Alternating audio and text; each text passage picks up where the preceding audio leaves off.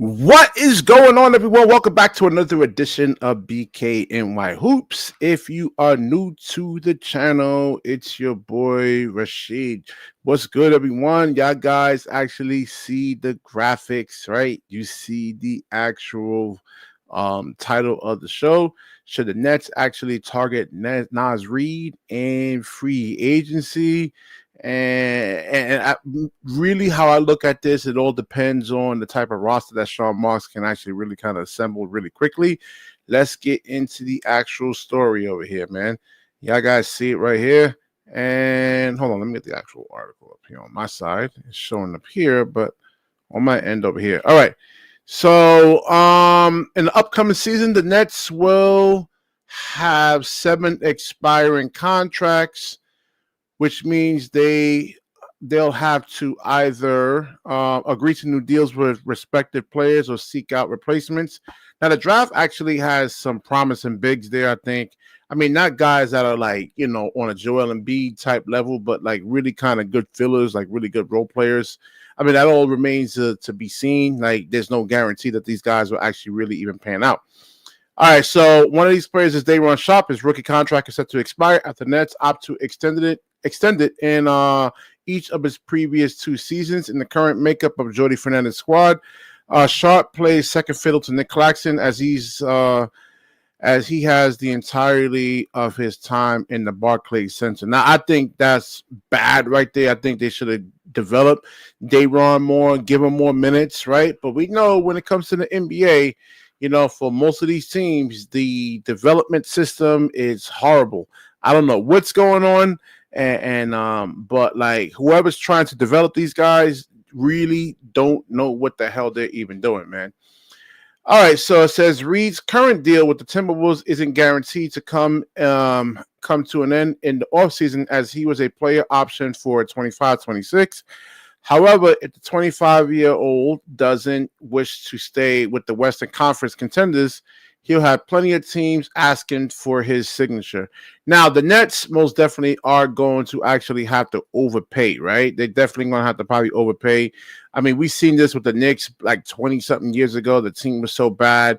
They had to really kind of overplay for guys that are like really like role players, man.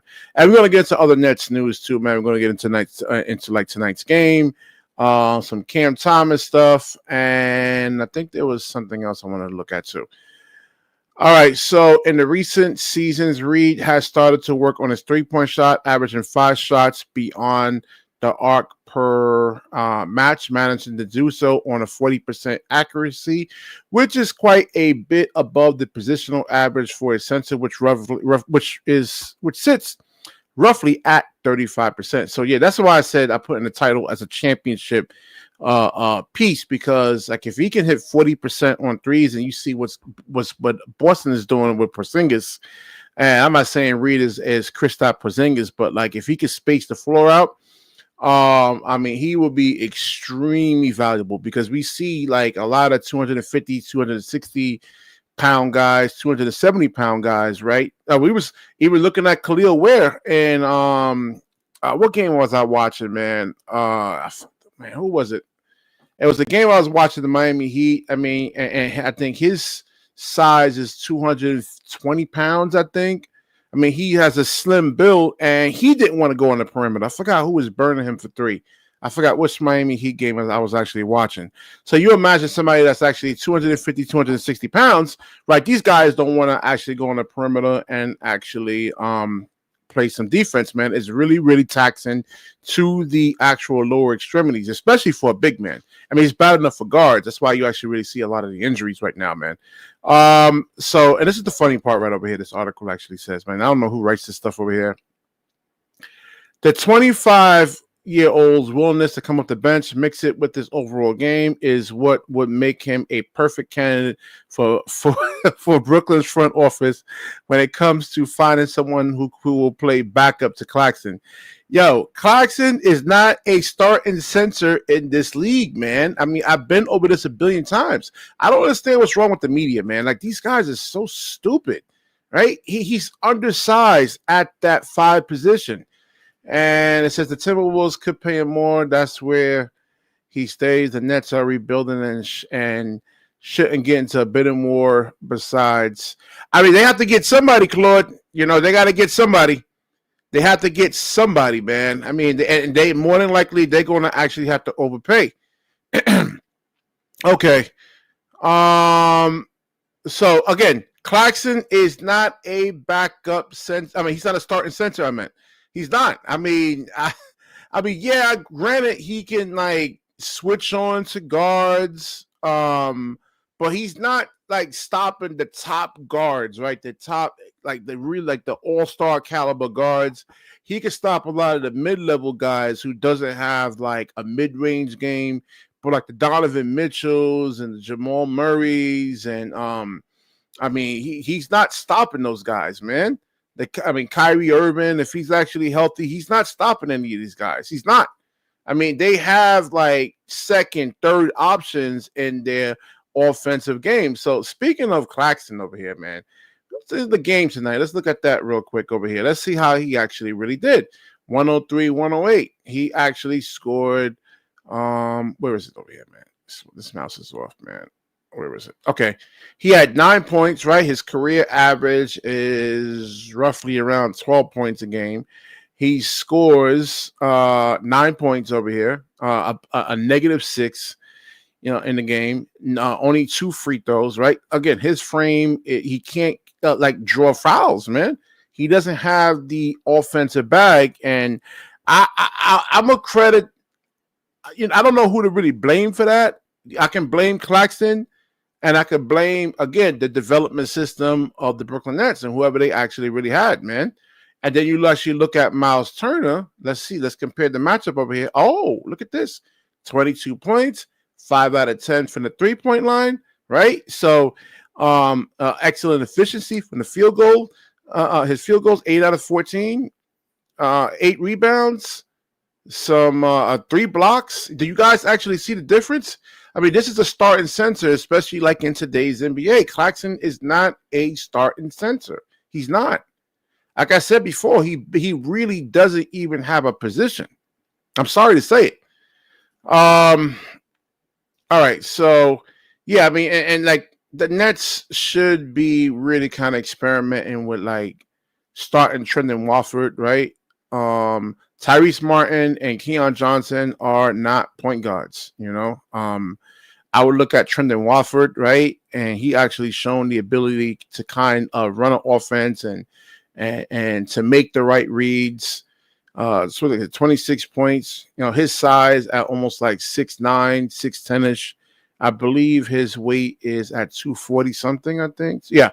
All right, 237 pounds. We can round that up, right, to 240. He would be a matchup problem against smaller guards like the Dames, especially like Dame right now. Let's say Dame is a defensive liability already.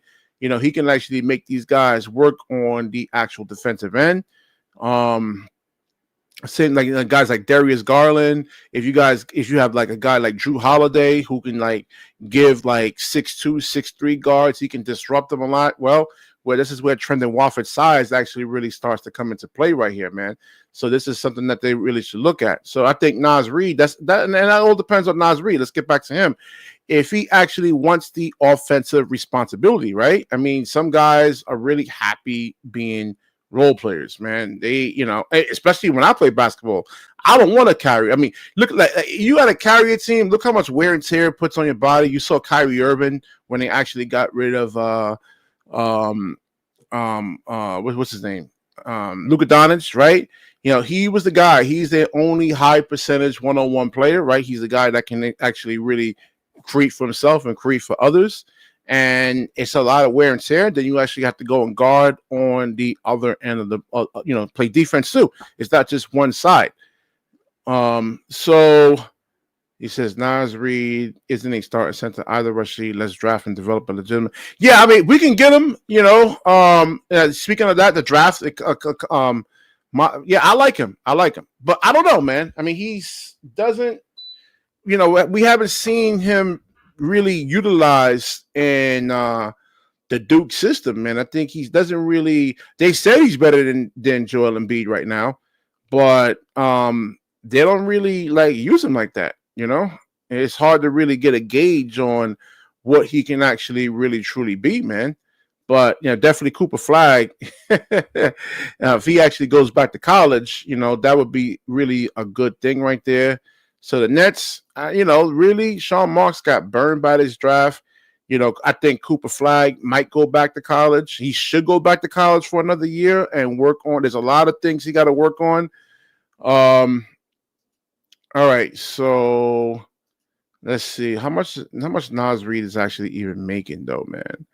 But I would actually start him, man, especially if he's making like 40% of his threes, man. That's a really, really, really good 3-point shooter right there, man. I mean, 34% is like, below average. 35% is about average in the league right there. Especially Naz Reid, he could put the ball on the floor. And it depends, man. I mean, if they give him more responsibility, right, you can run your offense through him. Yeah, I would definitely. And like I said, the Nets put themselves in this position where they may actually have to overpay over here. All right, so let's see over here, and it says Cam Thomas. We're gonna get into Cam Thomas over here right now. Where was the article at? Okay, hold on. I think it was this one right here, right? No, not that one. It was the free agency thing. Oh yeah, so there's a lot of they were saying a lot of teams may be looking at, not a lot of teams, but other teams could be getting around $20 million per year in free agency for Cam Thomas. And I'm kind of mixed about this. In one sense, I do want to keep him, but we haven't had a large sample size of him. We don't know if he has any type of impact towards winning. I mean, Sean Marks, I think, did him dirty by and the other coaches won by not developing him, right, and not letting him get any type of reps. I mean, he still has value. I know the Nets are trying to win championships, but it's an 82 game schedule, and you could have put Cam Thomas in for 15, 20 minutes, right? And he could have got like some development right there. They could have developed him better, and they haven't, man. They sat him on the bench for the first couple of years. They brought him off the bench. He hasn't really, and even this year, I mean, the time where he's due to actually get a payday, and this article actually points out over here that the injury that he sustained may scare a lot of teams off. So it says few teams realistically can hand Thomas a big offer sheet, and the Nets GM Sean Marks is unlikely to bid against himself. The Detroit Pistons may be the only team able to offer him more than the mid-level. Brian Lutz of the New York Post discussing Thomas' pending free agency. So yeah, he's gonna miss the rest of the season with that left hamstring. So again, this is what I'm actually talking about when it comes to like carrying a team, right? I mean, it puts a lot of wear and tear on you. You got to be built a certain way, and I don't know. I mean, how many minutes is he going to see in Detroit, man? I think they have Cade. Then you got Tobias Harris. He would be a third option. Let's see. It says a source told the Post that Thomas could command in the $20 to $22 million range, to give an idea of what Cam's contract could be compared to based off last season's free agencies for guards. Caldwell Pope signed a 3-year, $22 million contract with the Magic. See, but Contavious actually guards, man. He actually plays defense. And Cam Thomas, he's really still undersized. What Claude over here says that Kaman is only 18, he's ahead of the dream. Olajuwon, skill-wise, at the same age. The dream didn't start playing basketball until he was 15. We got to see, man. I mean, they say he can actually stretch the floor, Claude. King Ribby, what's going on, man? How you doing? All right, let me get back to Cam Thomas over here, man. So we're not going to be too long. I mean, I know a lot of you guys was on Breezy's joint, man, for like almost damn near 3 hours, man. So I won't be too long here. Well, let me throw the link in here. Anybody want to kind of come in? And let's see. Let me get this link in here real quick. And if nobody comes on, hey, great. I can end this and go back to doing other things. All right, where was I? Okay, it says what could influence Thomas getting paid this summer could have more to do with the money is available as to oppose what teams think of his value to a team. Nets have 91.8 million in projected practical cap space. The Detroit Pistons have the second most. I mean, I guess Cam Thomas could be a game changer, but I don't know. He would probably have to come off the bench, though. I mean, they run their offense through Cade, and again, there's only one basketball, so I don't know if Cam Thomas would really want to actually be up to that. I don't know, man. It's see with Cam Thomas, like, man, this teams like Boston. I'm just thinking like of his like. I'm just comparing them, and before you guys say, "Yo, you can't compare Cam Thomas to other teams, other players." I mean, you look at the scout reports. There's NBA comps all the time, man. Shit, that's what we always do. We always compare players, man. Like was Grant Hill better than Scottie Pippen back in the days, and T Mac or Penny Hardaway? We always compare players, man. So you look at like Cam Thomas, him coming. Like, let's say if he was in Boston, he's not in the rotation. You know, like you got to like he's undersized too. That's the thing. As a shooting guard, he's undersized. The average NBA height is 6'6". So to be undersized, you have to play like you have to be able to pick up 94 feet. If you look at Davion Mitchell from the Miami Heat, I mean, you see how he actually plays. He's 6 foot, right? And he's a bull. I mean, he's picking up 94 feet. He's physical. I mean, that's what Cam Thomas has to really do because his shots is not going to be going down every single night. But you can actually make up for it for, like, you know, playing hard on the defensive end. We got to see him actually take charges. He could be a matchup problem depending on like if this was like the 90s where like let's say your power forwards back then, your sensors, you know, those guys were like really like kind of limitedly skilled, but like the power forward is like Paulo Banchero, man. I mean, he plays like a guard, you know, he can put the ball on the floor, he can make plays, they could target Cam, right? And he won't be able to put up any type of physical resistance, and thus that would lead to like wide open shots right there, man. So let's see over here. What Claude's saying. The Nets should give Cam Thomas no more than the minimum qualified offer if he didn't improve his game next season. Yeah, I mean, he showed some playmaking, right? And like I said, if I was him, Claude, I would study like Jalen Brunson's game. I would be looking at a lot of film this offseason and really kind of start like emulating how he plays and how he gets, you know, everybody involved.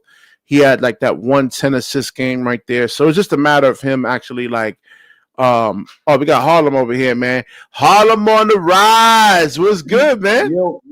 Yo, what's good, bro? What's good with you, man?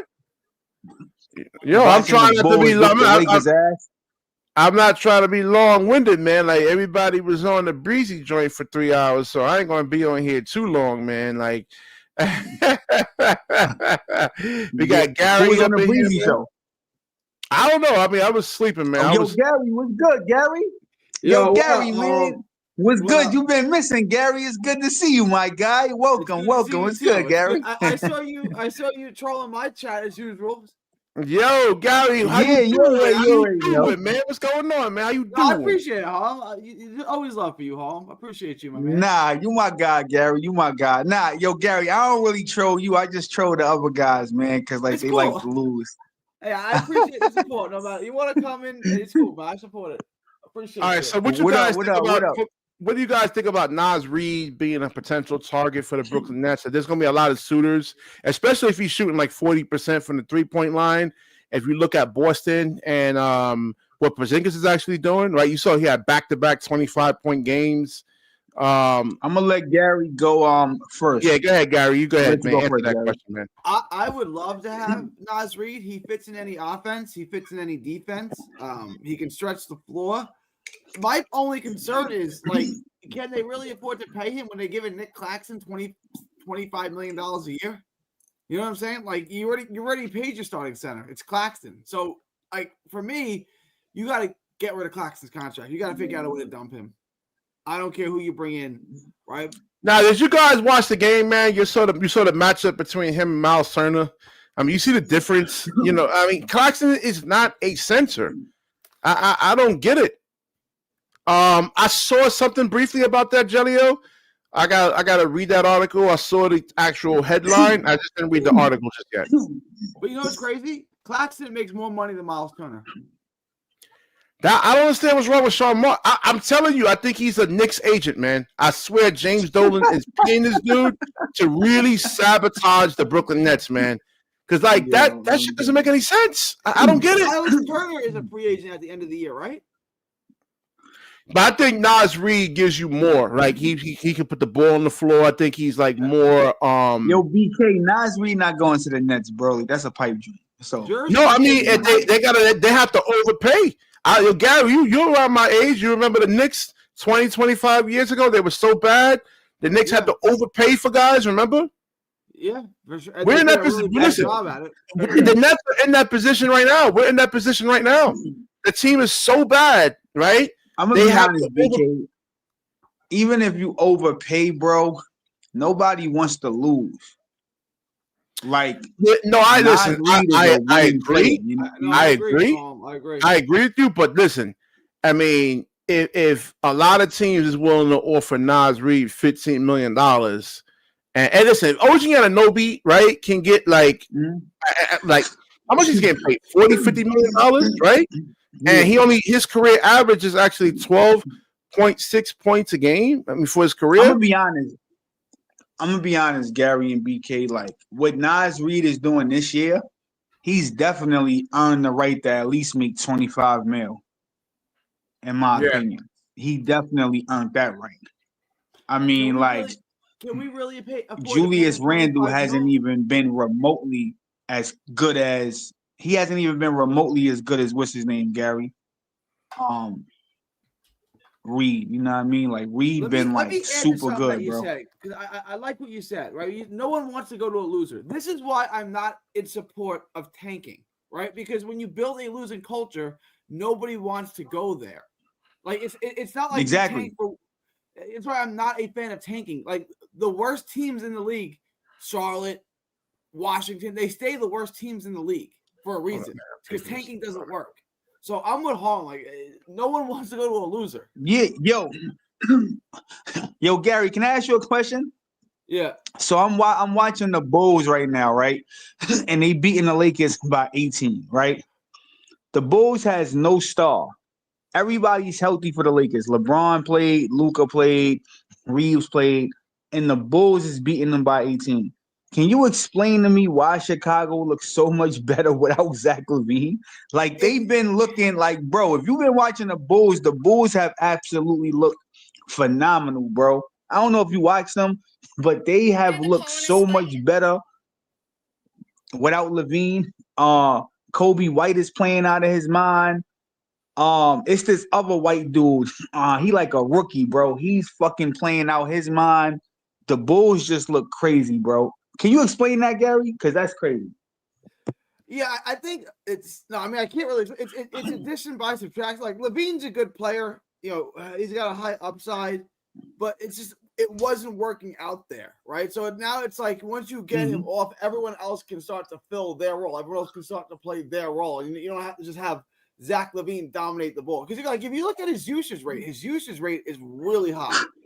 Now everyone else you can move the ball. It's not a ball stop in there. There's not one guy dominating the ball, and everyone can fill into their role, which you couldn't do when LaVine was there. Absolutely, bro. Like, and I agree. And I'm gonna be honest, Gary. Watch out for Chicago, bro. Chicago in the future, bro, is gonna be pretty good, man. They got some good pieces.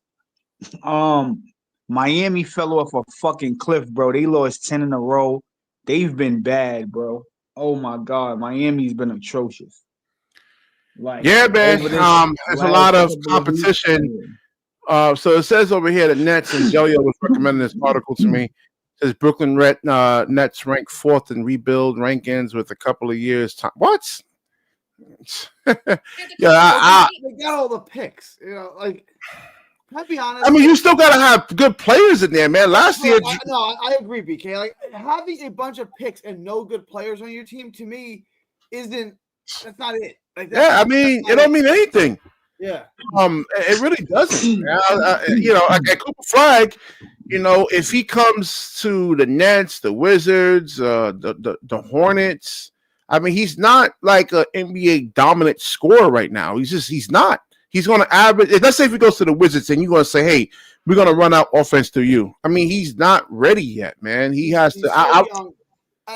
Have you been watching? I got a question, Gary. Listen, are we in agreement that the Nets ain't going to win the championship to like 2050? No, man. Chat GDP says, no, Gary, he's right. Chat GDP says 2045. I'll take it. 2045. Yo, bro, the Nets ain't winning no time soon, bro. It's over. If you guarantee me a championship in 2045, I'll take it. I'll take it. But that's what I'm saying, bro. But that's a long way, Gary. I thought that Jaeger kid would actually really be good, but I mean, he sucks, man. He sucks, man. I felt I was high on him for like a little while. He sucks. And the Jaeger demon. Wait. You talking about the kid from like BYU? He sucks. Yeah, he sucks. Kid. He sucks, man. Yeah, he sucks. Oh, he do, bro. Yeah. I was high on him. I thought that they. Nah, he sucks. Well, listen, that's in the beginning. No, they won, but I'm just saying, like, in terms of, like, that's college. I'm talking about him going to the pros. Oh, damn. He that bad? He sucks. Yeah. Like, he should really go back next year and play the Bansa. Yeah. Look better playing with the Bansa, but he's not gonna. Listen, if the Nets are gonna, like, take somebody, this drive is critical, man. If not, the Nets could be bad for a really, really long time, man. I mean, this is where they got all the picks. This is where the rebuilding starts. And you don't really have – I mean, Dylan Harper is really like your only gem there, man. And he's not really like even like a generational talent type player. Yeah, I mean, we got to see how it translates against like NBA like competition, man. Because again, like the top power forwards, they're mobile. They can move, man. They can move laterally. We got to see how. Quick question, BK. Yeah. So, Gary, I want to ask you a BK question. Do you see Dylan Harper being better than Kobe White? Yeah. Right now, Kobe White's averaging 19 a game. So pretty much 20 a game. He's not going to be better than him in year one, but by year 3 or 4, he'll be better than Kobe White. Yeah, we gotta definitely see, man. Oh, so what you think, Gary? What do you think about Cooper? Hold on, what do you think about Cooper Flag, man? Because I'm thinking he should go back to school for another year. It's like if he went back to school, Duke could have like one of the great teams of all time. Yeah, but he's not gonna. Right? You already know he's not gonna. So I think it would make sense for him to go back. He's so young. He's making what, $4 million a year from Nike. He's making I don't know how much from his NIL contract. He doesn't need to go to the NBA anymore. This is not years ago when these kids had no money. It's like he's a millionaire already. Yeah. Go back to college, develop your game, and then go in the draft next year. Don't let Jonathan hear you say that, man. But yeah, he's not gonna Cooper Flag is going in the draft. We all know he is. But what's the best decision for him? He's already a millionaire. Like, you don't need an NBA to be a millionaire anymore. He's getting $4 million from Nike and I think $2 million from Duke. Just stay in college, develop your game. The salary cap goes up every year, so the rookie contracts are going to go up next year. So you're going to get more money next year. Just stay in college another year. Well, I mean, he won't be a number 1 pick next year. I think he'll be like a number 7 for 8. 3. Nah, he'll be 7. He'll be 3. Like he'll be 3. It won't be worse than. Well, he's better than Darren Peterson, you think, or? Okay, so Peterson's 2, Defense is 1, and he'll be 3. Well, Cameron Boozer too. Don't forget about Boozer too. Oh, we gotta see a Boozer. He'll be 3 or 4. Yeah, it's not that much of a. You know what I'm saying? But now he's getting rich in college, right? Like, so stay there. I'm gonna say this, Gary. Yeah. If Cooper Flag do what you said, right? He's gonna come into the NBA what he should already be, which is a role player. He'll probably get drafted on a team that already got a star, and he'll just fit seamlessly because he could be a role player. No, If he comes in it's this year, gonna be the Wizards, the Nets. I mean, and they listen. They would I'm expect talking about him. next year. I'm talking about next year. I'm not talking about this year. Oh, okay. Well, they You expect him talking- to score like 25 points a game. I mean, He's for not a number gonna- one no, pick. no. He's not I'm just saying. That's what they want, though. That's what He's these gonna teams. average No, if 13 he points a comes game in- on really inefficient shooting. We already know that. I'm saying if he 18 comes years in old. next year, right? BK to Gary point, if he come in next year, I'm saying as a third or fourth pick, he'll probably get drafted to a decent team, and then he could come in and be a role player. I'm saying, which is what I think he's gonna be. No, you But if he expect his comes in game. this Hold year- on. You would expect his game to actually be better. No, Jelly, there's a lot of reasons for him to stay in college, man. I mean, he needs to work on his skill development. Yo, Jelly BK, saying that there's no reason for him to stay in college. Flag to be, bro. I expect him to score 15. Yo, you know what, Gary? You know who I think would be a great fit for Cooper Flag, bro? Believe it or not, I think Cooper Flag. And this is if they get Devin Booker. If the Pistons get Booker, I think Cooper Flag would be a great third option for them. I think that would be a good fit. Yeah, but Kay the Cunningham, Pistons are Cooper Flag, they're gonna make Devin Booker. playoffs, though. Yeah. Yeah, they're gonna make the playoffs. Yeah. Saying, So, like, I mean, that'd be a good that'd be a good fit for him, bro. Because they already got the Duran kid. Then you could go Flag at the forward, then Cade and Thing at the guards, and you got Tobias. That'd be a nice little fit for him, bro. In my opinion, I think the Pistons would be a perfect fit for Cooper Flag. Nah, he has What to. you think, Gary? Hold on, Jelly. One second, Gary. Jelly, he has to. He can't go and just look to like drive the lane, right, and just go and dunk on people. I mean that's not working in the pros, man. I mean, you got guards that are really, really good at taking charges. He needs to work on what's the word? A floater, a 1-2 dribble pull-up game. He needs to be more shifty, right? I mean, there's a lot of his three. He's still a low percentage 3-point shooter. I think he shoots like 30% from three. If he actually comes into the pros, he's still undersized. What did he look right? like? All right, hold on. When they just played the St. Mary's team or whoever, how did Cooper look in that game? I didn't see it. Well, I'm just going by the numbers, man. He's not going to be able to score 25 points a game like in the pros, man. He's not. There's a lot more stuff he has to work on his game. So you telling me he not gonna be better than Kobe White because Kobe White averaged 20 a game. So you basically telling me that he's not gonna be better than Kobe White. No, he doesn't have this. He's a 30% 3-point shooter. That's bad. I'm just saying that, BK, because a lot of people don't really give Kobe White credit. Kobe White is mad nice, bro. Well, you gotta win, man. Listen, if you losing games, ain't nobody giving LaMelo Ball credit. I mean, if you're losing games and you don't impact winning, nobody cares. No. He's not winning, but people respect LaMelo Ball game, though. You know what I'm saying? Yeah, but you gotta win though, man. Nobody cares about if Melo scores 25 points and lose, who cares? You can't, but you can't win if your team ain't good, BK. So you can't they got that on there. They got Miles Bridges who can give you 20, 25 points, man. The who's the other kid? Brandon Miller. Yo, bro, Miles Bridges is one guy, bro. Brandon Miller been injured for half the season. That's I'm two saying people. they got listen, no excuses, man. Yo.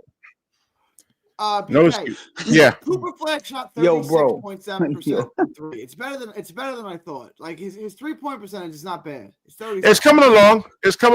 Yeah. It was that high. But no, that's still average though. For the pros, that's still average. Yeah, but 36% is average. So that means like every two to three games he'll have a good decent shooting night. He doesn't shoot a ton of threes, which is good, but it's better than I thought. 36.7 is Then when he goes to the basket, he falls down. When he goes to his left hand, he falls down a lot. I don't know what that's all about. He should still be in high school. He reclassified to get out of high school a year early. He's supposed to be a senior. Yeah, like I said, he has to get stronger, man. Like he doesn't have this the skill set that you would like to play the three. And then at the 4 position, he's undersized. You know, he has to get stronger. If I were him, I would stay in college, man. Is work on those. Too, but he's not gonna, right? So he's gonna go and he's gonna be the first pick in the draft. And well, they're gonna label him a bust, man, because like I said, $5 million this year through his NIL money and his New Balance deal. Like he's getting paid. Yeah. You know, it's not like back in the day when college kids were broke and they needed to feed their family. I agree. No, I agree with you 1,000%, Gary. Yeah, I agree with you 1,000%. But like I said, the I mean, the NBA in terms of like developing players, man, we see it with like players like right now. Look at Killian Hayes, right? I mean, he's been in the league how many years now? 3 years. Nick Claxton, right? 6 years in the pros, and like, damn, no jumper, right? No, there's nothing improved. What the hell is going on?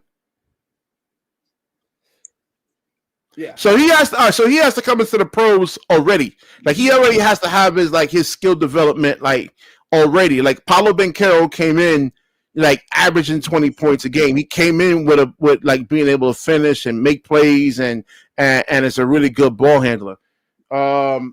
At Cooper Flag, yeah, I would say like another year in college though, man. I think it's good. I'm gonna be honest with you, BK. Yes, I think AJ DeBonster and Boozer is gonna be more polished, but I don't think right off rip they coming in the NBA dominating either. Like, yeah, do I think they'll be better? Yes, but I don't think they coming in just scoring 25 either, bro. Well, it depends. If you have the ability to put the ball on the floor, like attack closeouts. If you're a really good 3-point shooter, you can attack closeouts. Like let's say 1-2 dribble pull-ups. You can score 25 a night, man. You can do that.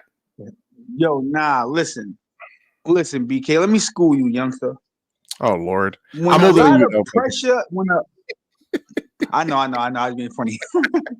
when a lot of people put pressure on you, not everybody lives up to that pressure, right? Yeah. So I'm gonna give you like a throwback. Gary, you remember when like Lonzo Ball was the number 2 pick in the draft? Remember that? Yeah. And remember he got drafted to the Lakers. Do you and BK remember his first game and who he played against? No, I mean, no, I don't remember. I remember kind of, not really. He played against the Clippers, and the point guard that he went against was Patrick Beverly. If you remember that game, it was a very, very tough night for him. And Lonzo Ball, let me remind you, Gary, Lonzo Ball looked terrible on the Lakers. Am I wrong? Yeah. No, so much so that they wound up trading his ass. So I say that to say Lonzo Ball got the same type of hype as Cooper and all these other guys. Bro, not everybody live up to the hype and to the pressure. You know what I mean?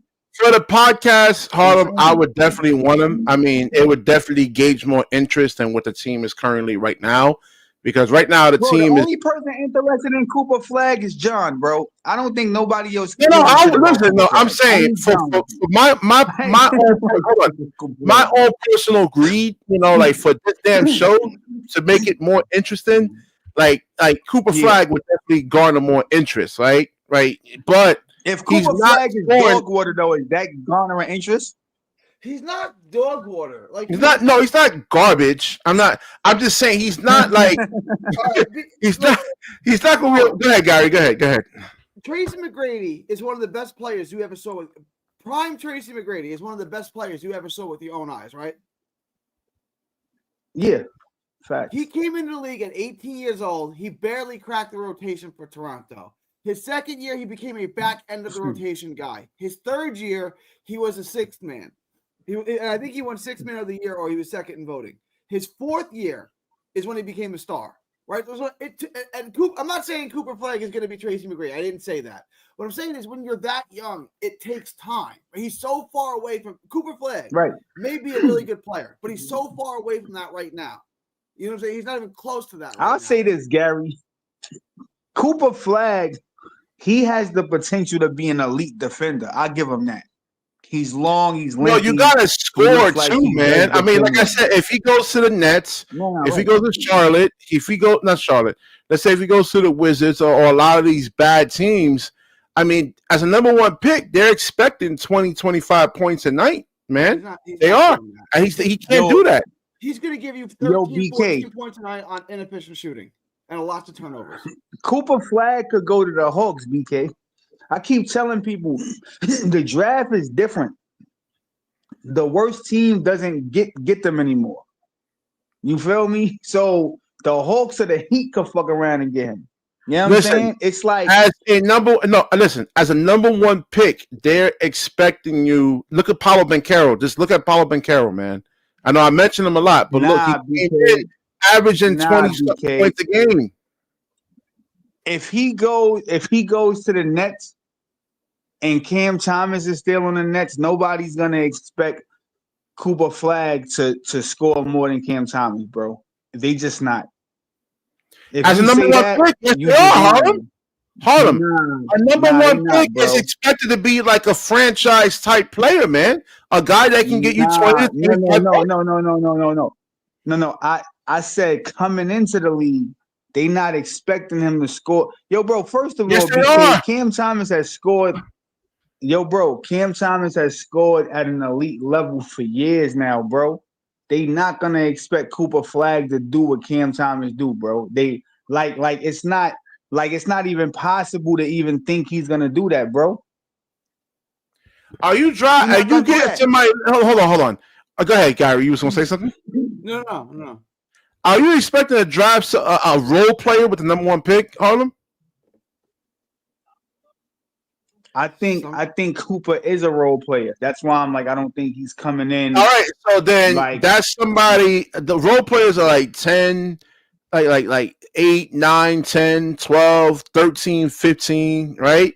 Not your number one pick. Your number one pick is supposed to be able to carry a franchise. Bro, he's the number one. He the number one pick because the draft is weak.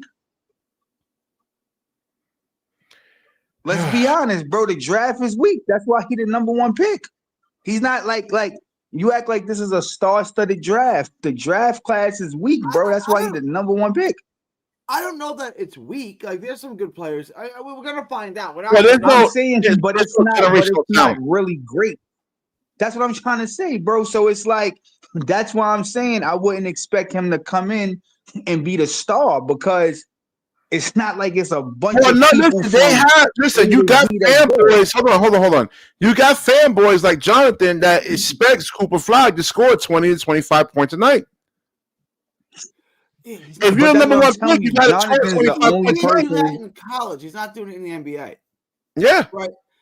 And that's what I'm trying to say. He's not coming to the pros. I'm listening, Gary. Go ahead. 4 years. It's going to be 3 or 4 years till we know what Cooper Flag is. Right, like that's what I'm trying to say. So that doesn't mean he's not going to be a franchise player. You can't depend on like the development system of the Brooklyn Nets. Let's say if Cooper Flag comes here, they couldn't do anything with Clarkson. I mean, we haven't seen any improvements in Day'Ron Sharp or anything like that, man. The development system really is bad. Have you seen development in Cam Thomas? Yes, absolutely. Yes. Have you seen absolutely, BK, stop it, BK. Don't even lie, BK. You seen improvement in Cam Thomas. Hold on. Clowney is still raw, man. I mean, he still can't put the ball on the floor. I mean, he has a lot of work to do, man. And you can't count. Like I said, I'm just looking at like a lot of these players, not just on the Nets, but a lot of players in general. I'm like, what is going on with the development system around the NBA? BK, all right, cool. BK, let me ask you something, right? So Noah Clowney is literally Cooper Flag. Same height, slim built, right? So what you think Noah Clowney can't do, right? You think Cooper Flag, if he go to Brooklyn, he could do everything that Noah Clowney. Do you think Cooper Flag could do everything that you think Noah Clowney can't do? I would say slightly better, but again, he can't just think that he's going to go into the pros and just dunk on everybody. I mean, that's not working in the pros, man. This is the shit that me and Gary telling you. That's why I said I disagree that he would basically be over Cam Thomas. It's no way. Cam has shown he can score at an elite level. And but we don't listen. All right, so Cooper I was talking about Cam Thomas before you and Gary and Harlem came on here, man. What do you think about Cam Thomas, man? Because we haven't really seen a large sample size of him this year. I mean, he got hurt. I was saying, like with Kyrie Irving. Cam Thomas already came out. He already came out and said he wanted to be in Brooklyn, but he also said if he's not in Brooklyn, he could go anywhere and he could be himself and be a scorer. No, so no, he can't. What are you talking about? You know what I'm saying? No, he can't. Bro, he can go anywhere. What are you talking about? No, something, right? Can he go to Boston and be his own guy? Yes. Hold on. Wait. Right? Any team Cam Thomas go to, whether he's a starter or whether he a bench guy, he can give you 20. Nobody can dispute that. If he goes to Boston and he's a bench guy, he can give you 20 off the bench. This is facts. If he's a starter on the Charlotte Hornets, he can give you 25, 30. This is facts. So he didn't lie. Anything he goes to, hold on. Anything he goes to, BK. Hold on. Yeah, let me ask you in Harlem something, man. Gary, and both of you guys. Who would you rather have? Like, if he goes, Jamal was good, man. If he goes to Charlotte, would you want the ball in Cam Thomas' hands or Miles Bridges' hands, Gary? Cam Thomas, bro. What? Cam Thomas. Yo, come on, BK. Of course, come on, bro. What? Yo, bro. Listen. Even Miles Bridges said, yo, the only thing he could do is score. So obviously, even Miles Bridges respects he can score. Again, BK, we're not talking about just all saying he's bigger, more physical, stronger, right? Listen to what I'm saying, BK. We're not talking about all around game. We're talking about just scoring. His comment was, I could go to any team and be myself and just score. You said he can't, which is not facts. If he goes to the Boston Celtics and he's a bench guy, he can give you 20 off the bench. I mean, they would expect him to guard too, man. I mean, you gotta. He will. I don't think he even. No. He doesn't even come. He doesn't. He's not even a depth chart or anything like that at Boston, man. No, he doesn't come no. He would. I'm just saying to you, his comments was he can go anywhere and score. So what I'm saying is, he's correct. Any team he goes to, whether he's a bench guy, the only difference between him being a bench guy and a starter is a bench guy, he's gonna give you 15 to 20 because he's not gonna get the starter minutes. But he's already shown if he gets the starter minutes, he can give you 25 or 30. So what I'm saying is whether he's a starter or a bench guy, he's gonna be contributing enough where he's gonna help the team. So whether that's the Celtics, the Wizards, whoever the fuck it is, he's going to definitely give you 15 to 20 off the bench or 25 to 30 starting lineup. We've already seen this. So nobody can really argue that. The man has got better in assists. We've seen that. He's gotten a little better defensively. We've seen that. So to answer your question, BK, yes, he has gotten better. He's gotten better. I mean, he has. He got better, but he got better, BK. Say it, BK. He got better. No, I mean, no. I just before you came on the show. Hold on. Before you came on the show, I did say he did get better in terms of passing. But like, if I'm Cam Thomas, I would go and look at like what's his name, Jalen Brunson, and I would study his game and learn how to actually be a good floor general because he's undersized at the 2. And then, like you look at him, Jalen Brunson, but sometimes he dribbles the air out the ball. Like I like Jordy Fernandez philosophy better. Couple dribbles, get to your spot, don't over dribble. You know what I'm saying? If I know I've been saying that with Cam Thomas for the last couple of years now. I know. Listen, let me go ahead. Go ahead. Finish your last thing. I'm gonna let Elam go. If it's one thing that I would like to see Cam Thomas work on is pass the ball a little quicker. Like, so when the double team comes, just pass the ball a little quicker. Don't over dribble. I love him as a one-on-one player, but what you see with these one-on-one players, BK, as you seen, like when Jalen Brunson got hurt, the Knicks look better. When Cam Thomas doesn't play sometimes, the Nets do look better. You know what I'm saying? And it's a reason for that. Because when it's just one person that's so dominant, nobody else really gets a chance to shine. So, if he just gets down packed how to share the ball a little bit more and, he works on his defense, like you said, and he continues to become a playmaker, I think sky's the limit for Cam Thomas. Yo, LM, what's good, bro? Go ahead. Yeah, so good, the topic was Naz Reid. Do you think he can actually be a championship piece for the Brooklyn Nets? I mean, it's just he's 25 years old.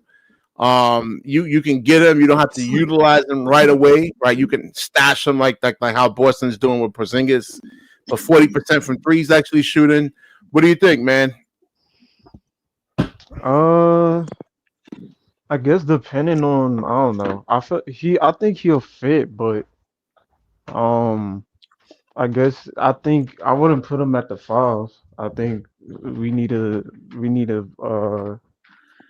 bigger guy. I think he can play the 4 well, but then again, you talking about um if you want to see Clowney develop and these other guys develop, he might be taking minutes away from them. But So yeah, it's kind of Clowney, like, Clowney has so much. So coming out of college, right? Clowney was 27.5% from the 3-point line. 35% is average, right? 27% is horrible. Now he has shown a lot of glimpses. I mean, he has shown a lot of like not glimpses is the word. He has shown a lot of like his 3-point shooting has gotten more consistent. But there's other aspects like being able to put the ball on the floor when you compare him to other top power forwards. Like let's say Bam Adebayo, look at Jaren Jackson Jr. and then compare Clowney. You know, it's going to take him a long time to actually get to that point. it might be. I've always thought. I always thought players. Hungry, bro. I think players just hit their prime at different ages. Like some players, they come into the league, you could tell they already built for the moment. And then some players come into the league and they need a little bit of work, but sooner or later they hit their mark. I don't know if that's the case for Yo, Clowney, BK. but yeah, you know, Stephon Castle, who LM spoke about, he gonna be better than Cooper Flag. Y'all always gotta give LM credit because, bro, Castle the truth, bro. I be looking at like every time I see him, I'm like, yo, LM said he was gonna be the truth, bro. He gonna be better than Cooper Flag, bro. Yeah, we were talking about I think Cooper Flag, and I gave a lot of reasons, and Gary concurs that Cooper Flag needs one more year of college, man. What do you think? for him, I wouldn't advise it because if he stays one more year, he's not gonna be the #1 pick. And that's something for him that I feel like he shouldn't do. Like if he's probably the 4th pick next year, realistically speaking. Like there's so many better talents coming in 2026. You got AJ, you got Boozers, you got Darren Peterson, you got Nate Mint, Caleb Wilson. Like this is just way too. It's loaded at that 1 Yo, through LM, 5. you be Like it knowing wouldn't. all these college players, bro. You need to be a college scout or some shit, bro. Dead ass. Like I know. I've been watching college I basketball don't for even watch years. college, bro. I've been Yo, bro, I don't watching it even for watch. years, Yo, bro. bro. I swear to God, bro. I think college basketball sucks.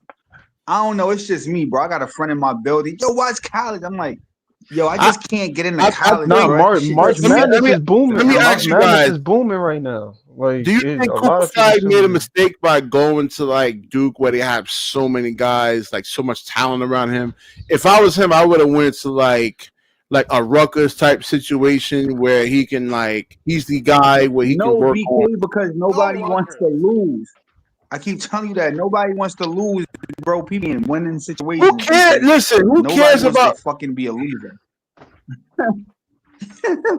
Because nobody want to be a loser, bro. That's what I be trying to tell you. Like, people don't want to be in losing situations. If you go to Rutgers, you're gonna be a loser. You're not gonna win shit, bro. So of course you're gonna go to Duke or North Carolina. Yeah, Claude Smith makes a good point about Cam Thomas. He says, with his poor defense, Cam Thomas has never seemed like a Jordy kind of guy, regardless of what accolades he's give him to get. Well, he gave to the media. I don't know what he means by there, you know. And yo, King Ribby, who you talking about? JB, who's that? JB? He said, "Oh, the ball has no movement." Oh yeah. Yeah. No, I was kind of mentioning that. No, I mean Jalen Brunson. there's times in like 7-8 seconds in the shot clock where you can use him.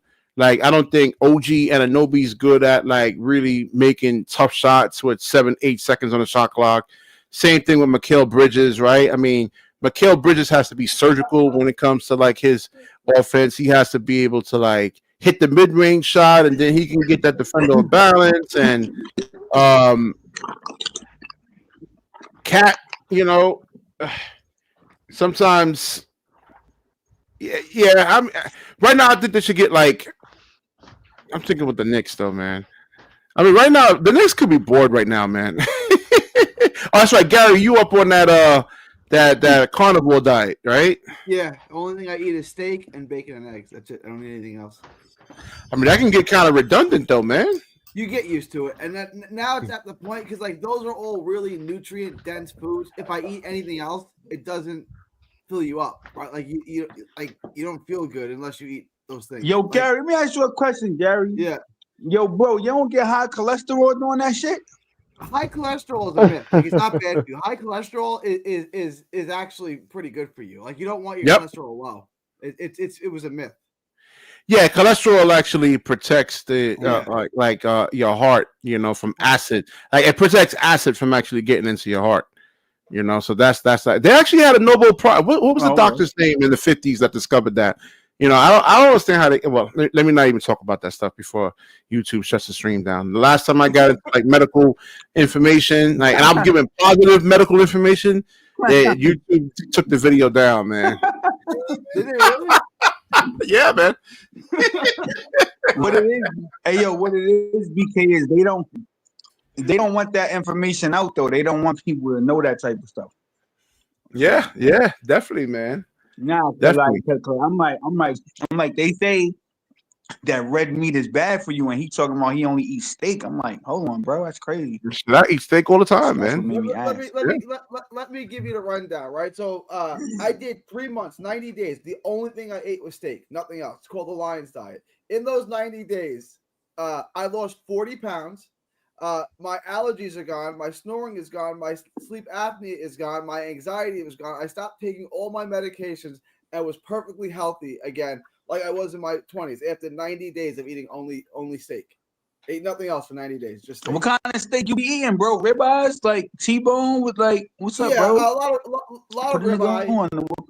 I mean, that's expensive because a good ribeye steak can be like between $8 and like $13 to $14. It is. But there's nothing else. There's no sides. There's no apples. There's nothing. Like I just ate steak. So like when you think about it, it's expensive, but it's not because you didn't buy anything else. Like I literally. Yeah, I see what you're saying. Yeah. And just buy steak. Like if you look at my freezer, if you look at my fridge, the only thing in there are steak, salmon, bacon, and eggs. Like that's it, and water. There's nothing else in there.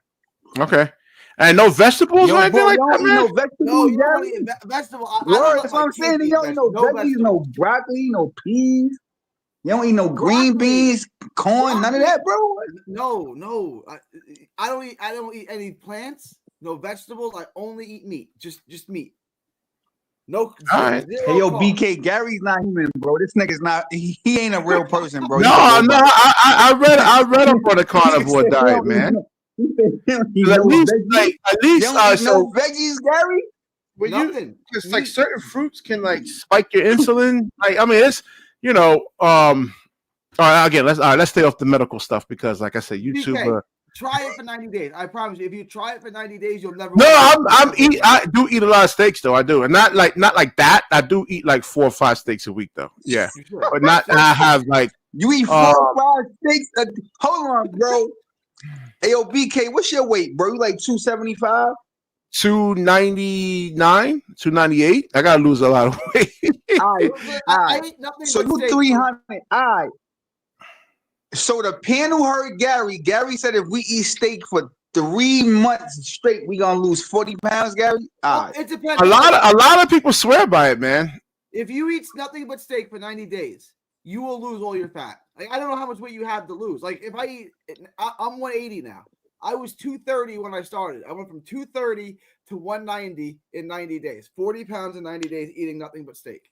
Okay. You don't got. I mean, once you lose the weight, you can stop. 230 is a good weight, though, Gary. Nah, that's heavy. No, That's that was heavy. heavy. Yeah, That that's was heavy. Like I weigh Yep. 180 now. I remember playing ball at 230, man. I'm still like, Yo, bro, 230 is heavy, BK? Come on, bro. Yeah. 230 ain't yes, heavy. it That is. ain't Yeah, man. I mean, yes, it is. 6'6", yeah, 230. Yeah, let's just see exactly. 230? Yes, that's heavy, man.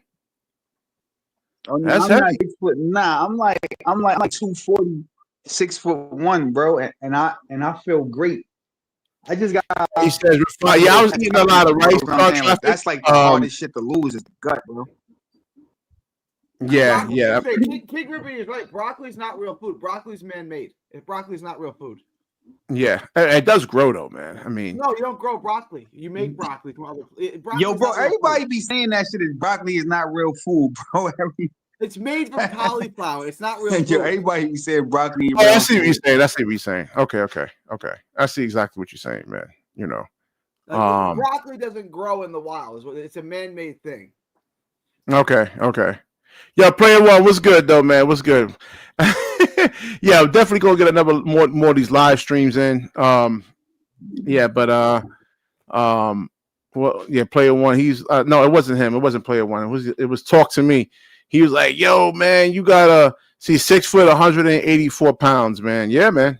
I gotta try to get down to that. I was at 317, man. I lost like 18, 19 pounds, man. Yo, bro, you don't got to do that unless you're an athlete. Your man Gary a boxer though, so that's different. He probably be. Nah, I'm saying, no, but I play a lot of basketball, man. Every day, like how I used to, bro. I hoop, man. I hoop. I play a lot of basketball, man. Oh, okay. Cardio is everything in basketball, man. Cardio is at 300. Yo, bro, you hoop at 300 pounds, bro. One game. Cooking you, BK. I know you slow as shit, BK. Nah, I only use the speed when I have to, man, because I'm not trying to get hurt or anything like that. You ain't got no speed, bro. They be out, yo. Them young boys be out there play like a full court, but I'm only playing 1 or 2 games. I'm not playing like 9, 10 games a day, like when I was in my 30s and my 20s, man. Yeah, that's it. Getting cooked out there, BK. You don't be getting cooked out there, BK. It depends. Now, yeah, I do because like I'm so fat right now, like 300 pounds, man. I played a league that's 30 and over, and like I'm 41 now, and I've been playing the league for 11 years. I get cooked all the time now, like because I'm 31 and they're still 30, 32. Like I get cooked now.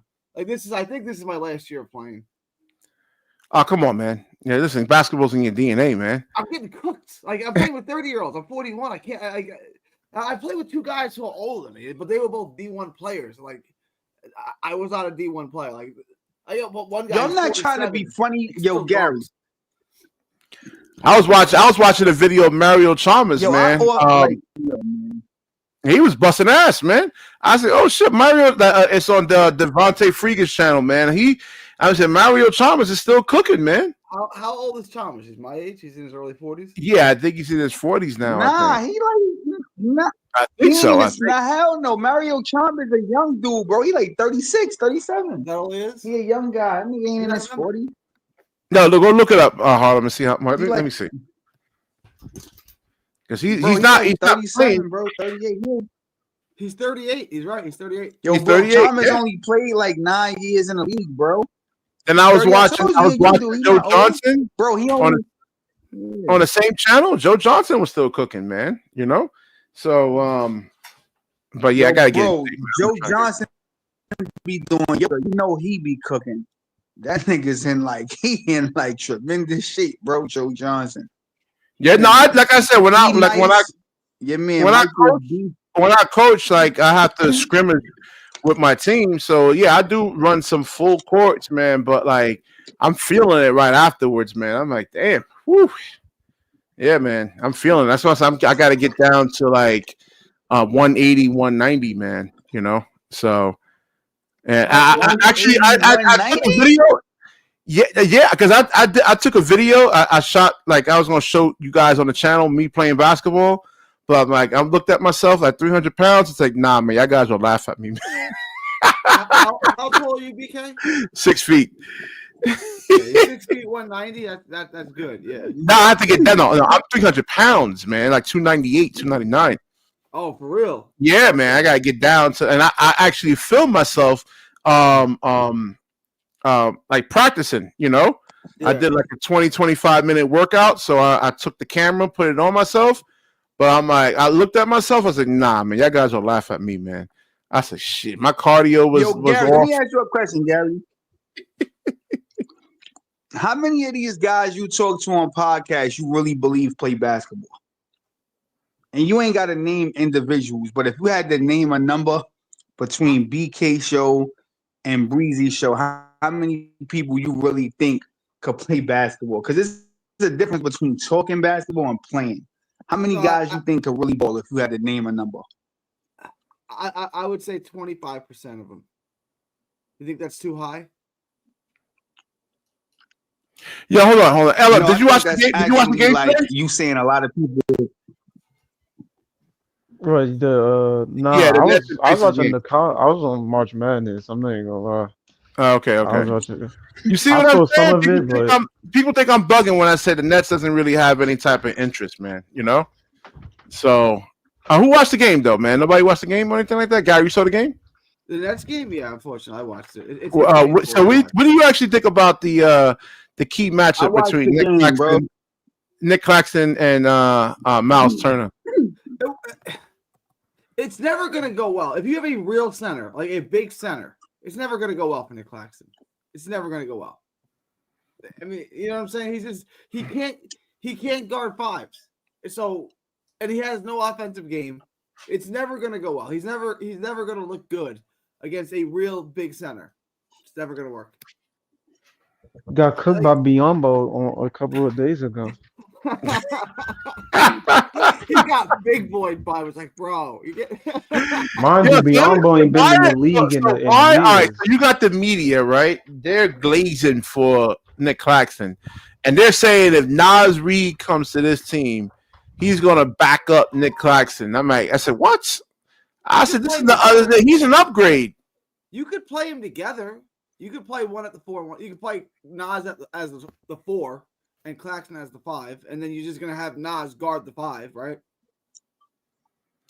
Yeah, I mean, is he a good defender, man? Like Naz Reid? Can he actually? He's not gonna get big boyed by everybody like Claxton does. Just get Yeah, the only thing is he's 6'9". Claxton's value is in terms of like being able to, like today's game is more guard oriented than big man oriented, right? So Claxton's value supposedly is to be able to guard your top shooting guards, your top point guards there, and be able to like disrupt them somewhat. He's got he has a function. Like he's not totally useless. But what I'm saying is you're paying him $25 million to be a backup center or like a specialty player. It's like he's got to go. You got to get the only team I can see him going to is the Lakers because they have Jackson Hayes and he's a better version of Jackson Hayes. Now you're gonna have to take Hayes back in that deal, and you'd probably have to take Rui, but Rui's would be on an expiring deal next year. That's the one trade you can make.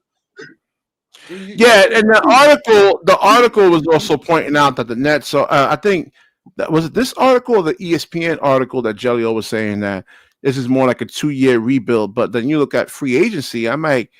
I mean, Naz Reid is a good player, but he's a role player, right? Like, if he's shooting 40% from the actual 3-point line, I mean, I want him doing that.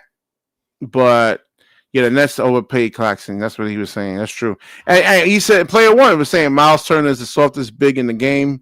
I would say one of the softest bigs in the game, and he completely punked us. Man. Claxton might be the softest. Claxton might be the softest big in the game. Yeah. So, man, let's see. How many points does now Miles Turner average for his career? Career average points for Miles Turner is, let's see here. Career is 14 points a game.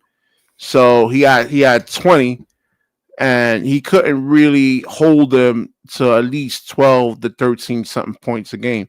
And the thing is with Miles Turner, he went 5 out of 8 from the 3-point line, and Nick Claxton with his build should be able to get out there on the 3-point line and actually challenge him, man, and disrupt him.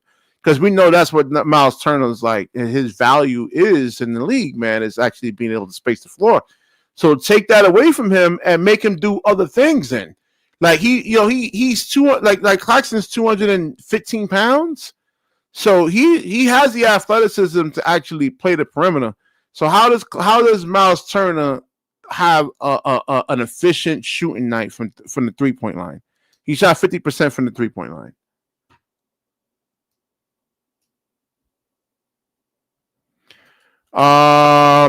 He says, player one, he says, BK, you hear these scouts compare Flag to prime Kawhi. These dudes are either smoking or setting. Yeah, exactly, man. Yeah.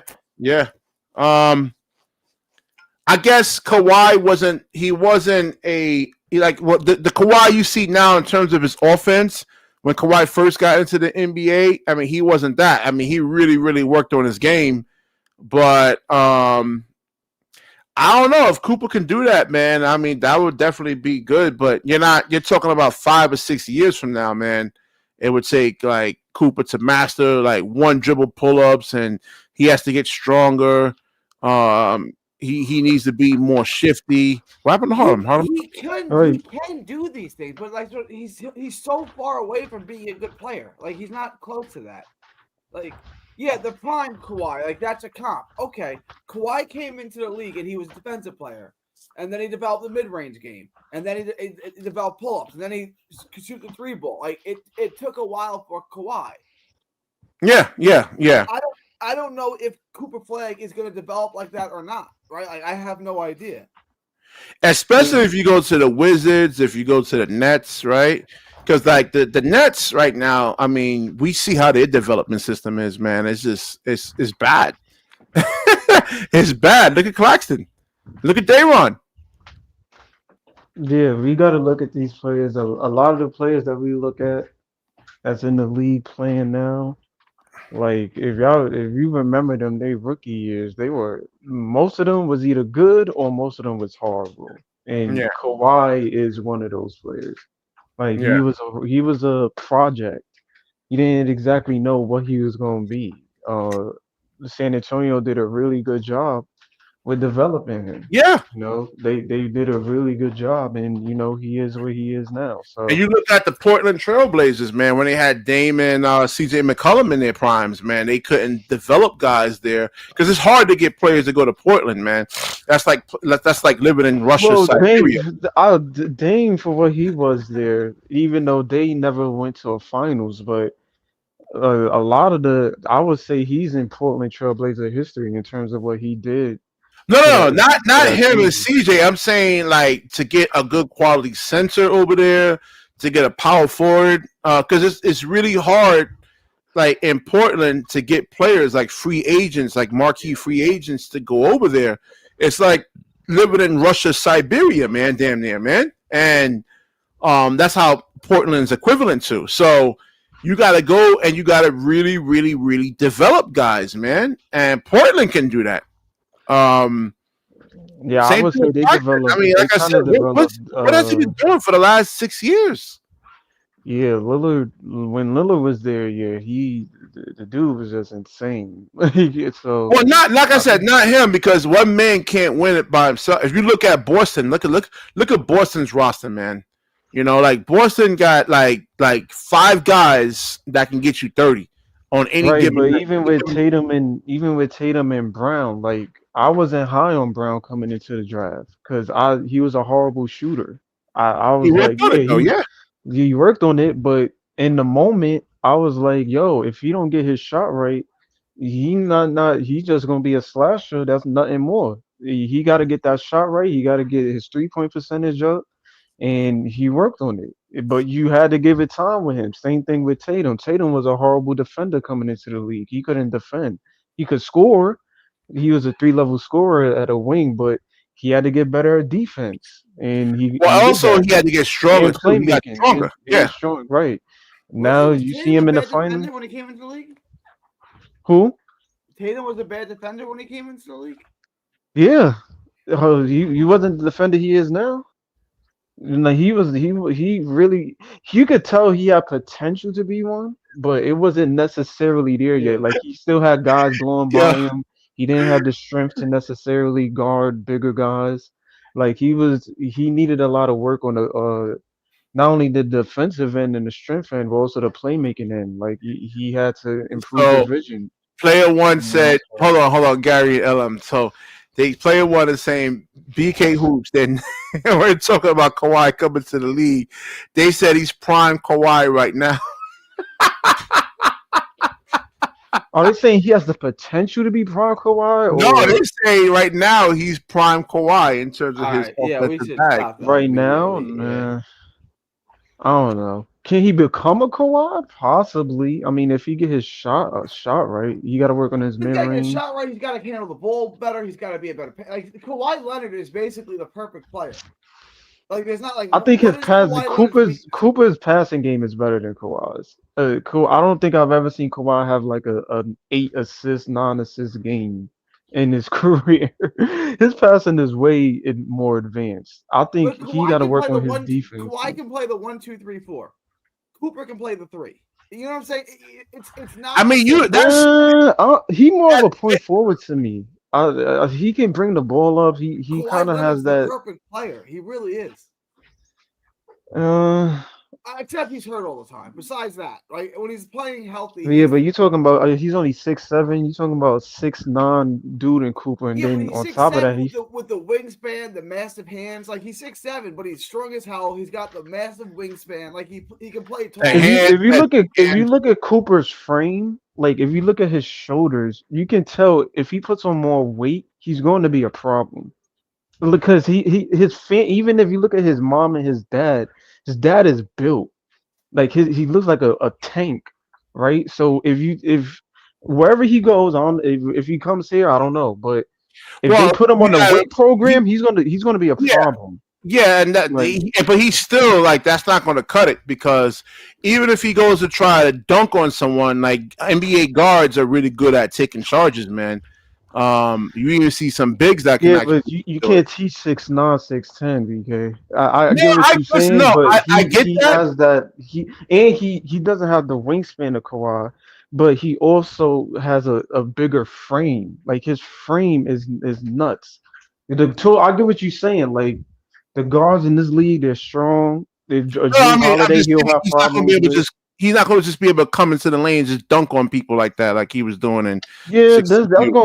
that's gonna come with time. So I'm he not needs to expecting him actually right work away on to do. like I said, the one dribble pull up, two dribble pull ups, like His and then offensive game definitely has to develop. I think that's something that is his defensive aspects. I think will be his strong suit. He's way more better than me on the defensive end yeah. than the offense. Cooper's got a 7'1" wingspan. Kawhi's got a 7'3" wingspan, but Cooper's got a 7'1" wingspan. So, but Yeah, my but I thing is, mean, listen, if you're going to be a number one pick, right? Like they're expecting you to score like 20 to 25 points a game, 10 rebounds, 3 blocks, shoot like 39% from three, like, and be able to score on anyone. Like if you look at like Shea can score on anyone. Jalen Brown can score on anyone. Tatum can score on anyone. Paolo can score on anyone. I don't see that in Cooper right now. That's the thing. yeah, I think like I said, some players reach their proms and they're scoring at different ages. Mind It's you, when gonna he be a comes into the long league, way. he's only going to Yeah. be He's going to be 18 coming into the league. We don't know what he's going to look like at 20 years old. Yeah. Like we But my gotta. thing is, He's like I one of said, those the dudes we gotta get development, time to. the teams he's going on, the development, like the Wizards, the Nets, the Hornets. What? Let me see. Let me look at some other bad teams. I mean, the development systems are so bad. Now They're gonna put him on San Antonio. I'll say this: if Kuba comes into the league and he gives you 18, that's gonna be a pro. He's gonna be a problem. Yeah, but like he can't. It's not going to be like the way he actually plays. He can't just go like drive every single possession, man. I mean, you have to act like when he drives, like he has to have a plan. Like when he actually drives, right? his mindset when he drives drives to the rim is to just to score and score. And you gotta be able to make reads and I don't see him doing that right now. That's the thing. Uh,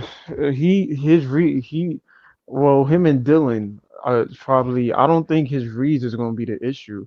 My thing with him is just his scoring aspect. Like, is he going to be able to have a good scoring game to him in Yeah, terms of player one. tangible pull-up? Yeah, player one says Pull-up? he says he's talking to you. He says, LM, don't fall for the hype. I know you remember watching Kawhi in those 2015, 2017 Spurs. He was shooting 50, 43, 87% from the free throw line while being the best defender in the league. Cooper will never scratch that. What do you guys think, though? He has a point. It's just that remember Kawhi wasn't shooting like that coming in the league. Like we're talking about that Kawhi under one the Spurs management and two the Spurs. I forgot what his name, but they had a really good shooting coach there, man.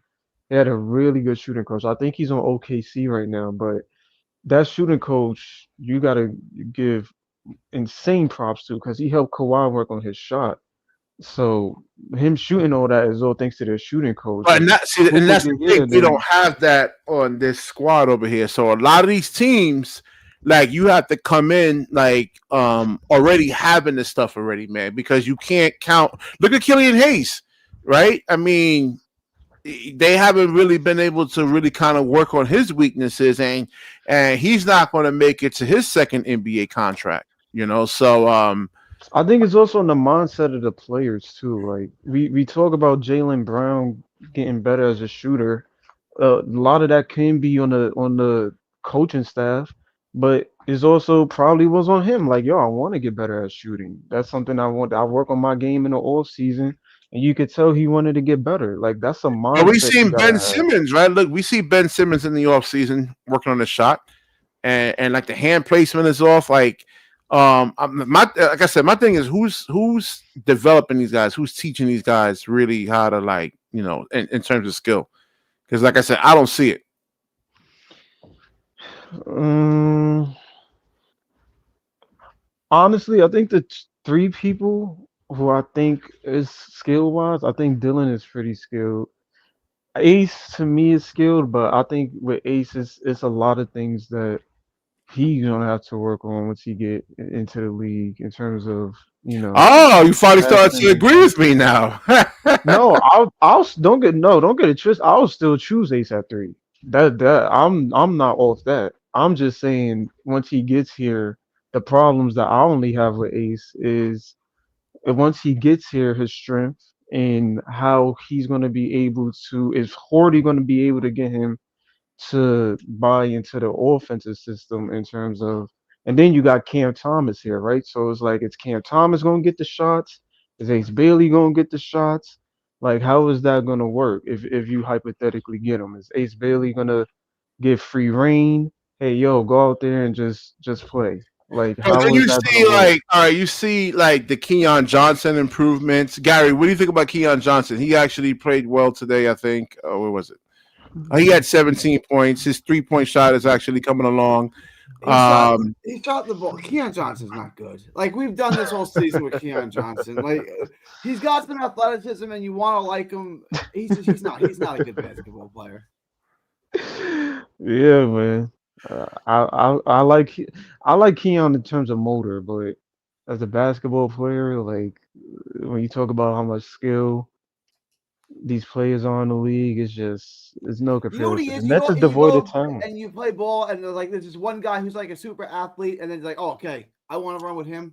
And you get him, like, oh wait, you suck at basketball. You're not any good. You're just an athlete. I mean, well, he's That's scoring Keon Johnson. You see more consistent scoring from him, but but here's the problem right here. Like this assist number, one, if he's gonna be like a really good shooting guard, he needs to get those assist numbers up to like 4 to 5. All the top shooting guards, you look at Jalen Williams and This is up from where it's been. Keon Johnson's shooting splits this year, he's got 37 and 30 shooting splits this year. Okay. Is that an NBA player? I mean, no, I'm not saying he's a high caliber starter, right? I'm not saying that at all. I'm just saying, like I've seen He's positive in the lineup. He was a +5, right? He's a +5. I mean, he was the only one, like Elam just said, like he was the only one with a positive plus minus tonight, right? 17 points. You look at the actual efficiency in terms of his scoring, 7 out of 14. He didn't have to take a lot of shots to get those 17 points. Like he didn't have to take like 30 shots to get 17 points, right? He didn't have to do all that. 5 threes a game. Should Keon Johnson ever be taking 5 threes in an NBA game? Well, I mean, yeah, it depends, man. If you got like a guy like Miles Turner there, right? He can't just be able to go to the rim. Then try to draw a foul. Keon Johnson can't shoot. Like, look, I'm gonna give you a story. When I was playing ball as a kid, right, with my brother. My brother's like 3 years older than me, right? And his rule for me was, you can come play with us, but no jump shots. Either take a layup or pass me the ball. You don't take any jump shots, right? And I remember one game I took a bunch of jump shots and I missed the ball. And like my brother was screaming at me, like, "What are you doing? Give up the ball. I told you no jump shots." And I'm like, "I'm wide open." And my brother goes like, "Do you think there's a reason you're always open? Like, do you think there's a reason for that?" Yes, because I can't shoot. You know what I'm saying? Like, yeah, no, I'm not saying. Stop shooting. You're not good at it. Yeah, but like he's not going to just be able to go to the rim and when Miles Turner is under the basket. That's what I'm saying. Then he can't be on the court. Yeah, you know yeah, that's the thing. I mean, if he can develop a floater, right, like a consistent like pull up jumper. Hold on, where's Jonathan? Let me get the link for Jonathan, man. We were just talking about your boy Cooper Flag.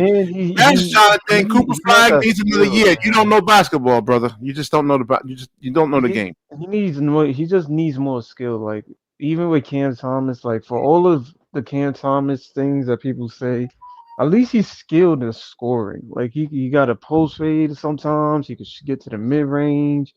Like you seen him hit shots that like is just ridiculous shots. That's kind of skill. I don't think Keon Johnson has that at this point. Like we need a lot of players on here. He's an NBA athlete. He's not an NBA player. Like I'm not trying to hate on the guy. Yeah, he has a lot of work to do. I'm not saying that.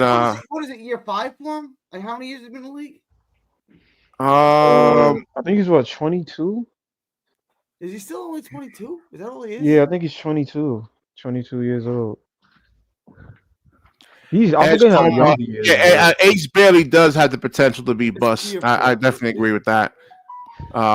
Because like his shot selection, if he can't get his shot selection and his defensive IQ and just his overall basketball IQ, Ace Bailey, he's gonna be like another Killian Hayes, man. He's not gonna make it to his second NBA contract. He can easily be a Scoot Henderson where they gotta send him to the G League and. But he'll get a second. He's 6'10" and can score. He'll get an NBA. Look, if he's struggling, hold on. If he's struggling to actually shoot 47% against like college players, right? I mean, his pull-up jumpers, his contested twos, he's only converting on 31% of those, which is bad, man. So, and again, like the guys in the pros, they're longer. Like Bam Adebayo and Jaren Jackson Jr., they can move laterally with him. He's not going to be able to move him out the way. He's not going to be able to explode through contact against those guys and be able to finish. The JD McDaniels, like those type of guys, man. Again, that's the same thing. Ace Bailey should still be in high school. These kids are being moved along. Ace Bailey is a guy that sort of never went to Rutgers. He should have went to a school that could have developed him.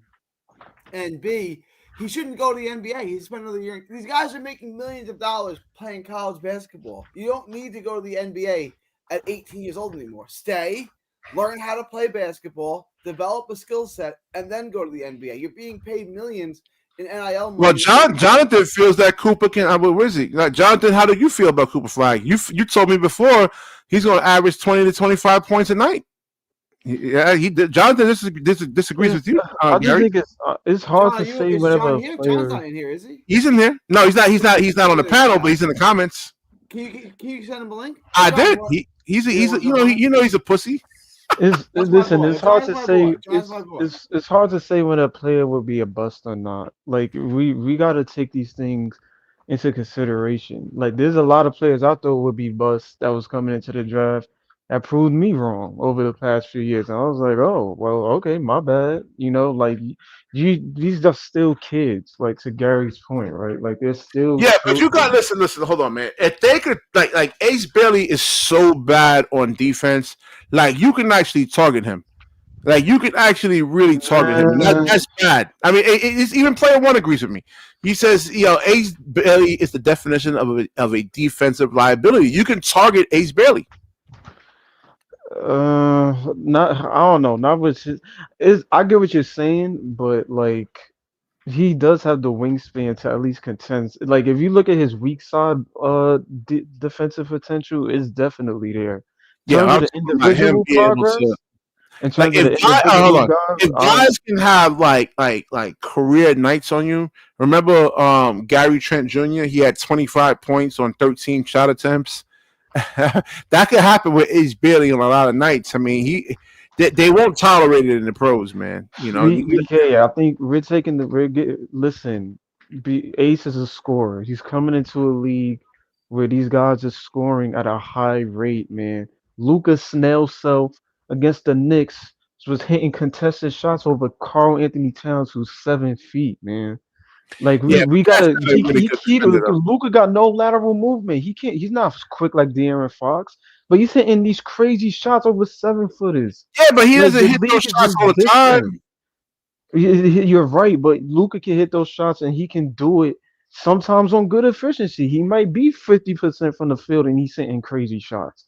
Like the scoring in this league is just different. These dudes is just more talented. Like we seen Tatum hit shots in that Laker game. Tatum was hitting shots over everybody on the Laker squad. Yeah, I remember that And game. I saw it. yeah, he shot efficiently. He Yeah, was efficient. So you got to look at it and be like, yo, these dudes are just skilled scoring wise. It's a but different league it took now. Tatum like time though, right? He wasn't like it took him time to get to this point, man. It's been like 8, 9 years. He's putting a lot of work. Whoever Boston has over there, like their development staff is really, really good. That is true, but there's just some guys I look at they can score and they got a hand in their face and it's like, yo, that was good defense, but good offense is always going to be great offense is always going to be good defense every day of the week. Like we see KD and all these other dudes hit crazy shots, and you're like, yo, that's a good defense. It was a hand in his face, but there's nothing you can do. Like Yeah, these guys are just talented scoring wise. It's 70 games. I think Donovan Mitchell had a 70-point game this year. Last year Luca had a 70-point game. Like these dudes are just scoring out the wazoo. Like I get it. These guys are defensive juggernauts. There's guys with length in here. They're gonna be able to maybe not hold you to zero, but affect your field goal percentage. But on a night when the person is hot and they just got it, it's a wrap. There ain't nothing the defense can do oh on yeah, a hot but night. I mean, they're not going to have games like that every single night. You'll see a game like that once every 7, 8 games, but it's not going to be on most nights though. So That's that's the thing. that's Yeah, true. I think for me, like when we look at what Shea is doing, like especially this month, he's averaging 32 to 32.1 points per game this month. yeah, Like the dude is just a natural born scorer. Like yeah. I mean, yeah, he's a some free people throw ask you merchant about the too, free man. throw He draws merchant, yeah, fouls. He but baits the defenders into and he gets to the free throw line. That's a good chunk of his points right there too, though. I mean, at least But 16. sometimes Shea can do it efficiently. Like Yeah. I look at his box score, he's sometimes 13 for 17 and he has 40. And I'm like, well, what can you do about that? Yeah, that's the thing. But it Like took, like I said, it took Shea, like he wasn't. It took him a while to get to this point, though. And not every player is like that. Let me see, because player one, I think, is defending me over here. Jonathan is coming at me with attacks over here. He says, "Hoop, stop watching highlights, watch the actual game." And let me see, player one says, "Pod throwing is the same guy that said Ace Bailey's." That's true.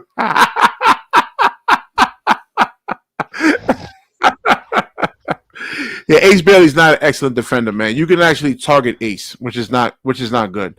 I mean, that's something he really. I seen him get lost defensively, man. Like he I mean, doesn't see. he can I play think defense. he'll be He's 6'10", fine. and long and athletic. If he really wants to learn how to play defense, he can. Yeah, You know what I'm yeah, saying? He's got the I agree Well, with body. that. I don't know. Well, no, because we even seen guys like Marshawn Brooks, right? He couldn't get it defensively. You Marshawn seen? Brooks was Marshawn Brooks is horrible. not 6'10" though. I'm just saying you still have to like you have to be able to see the basketball and see your man at the same time.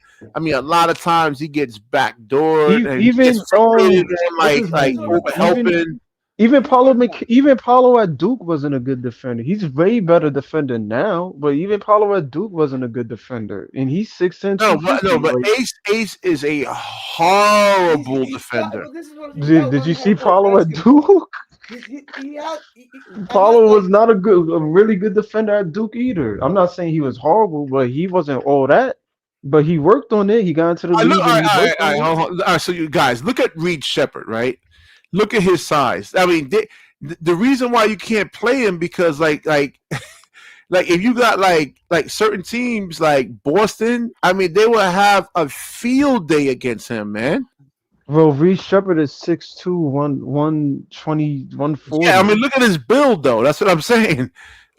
Right, I'm but not I saying would Ace rather like throw that, a but like 6'10" dude with kind of a long wingspan and who's gonna offer probably more resistance over Reed Shepard, who's 6'2", and probably gonna get bodied.